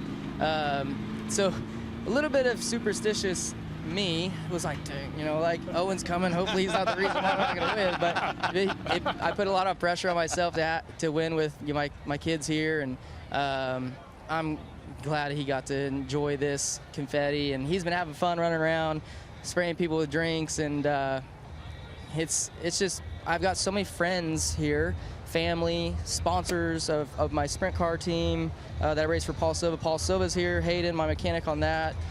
Sunshine, there's so many people, so many of my best friends are here, you know, to celebrate with them, and it feels really good.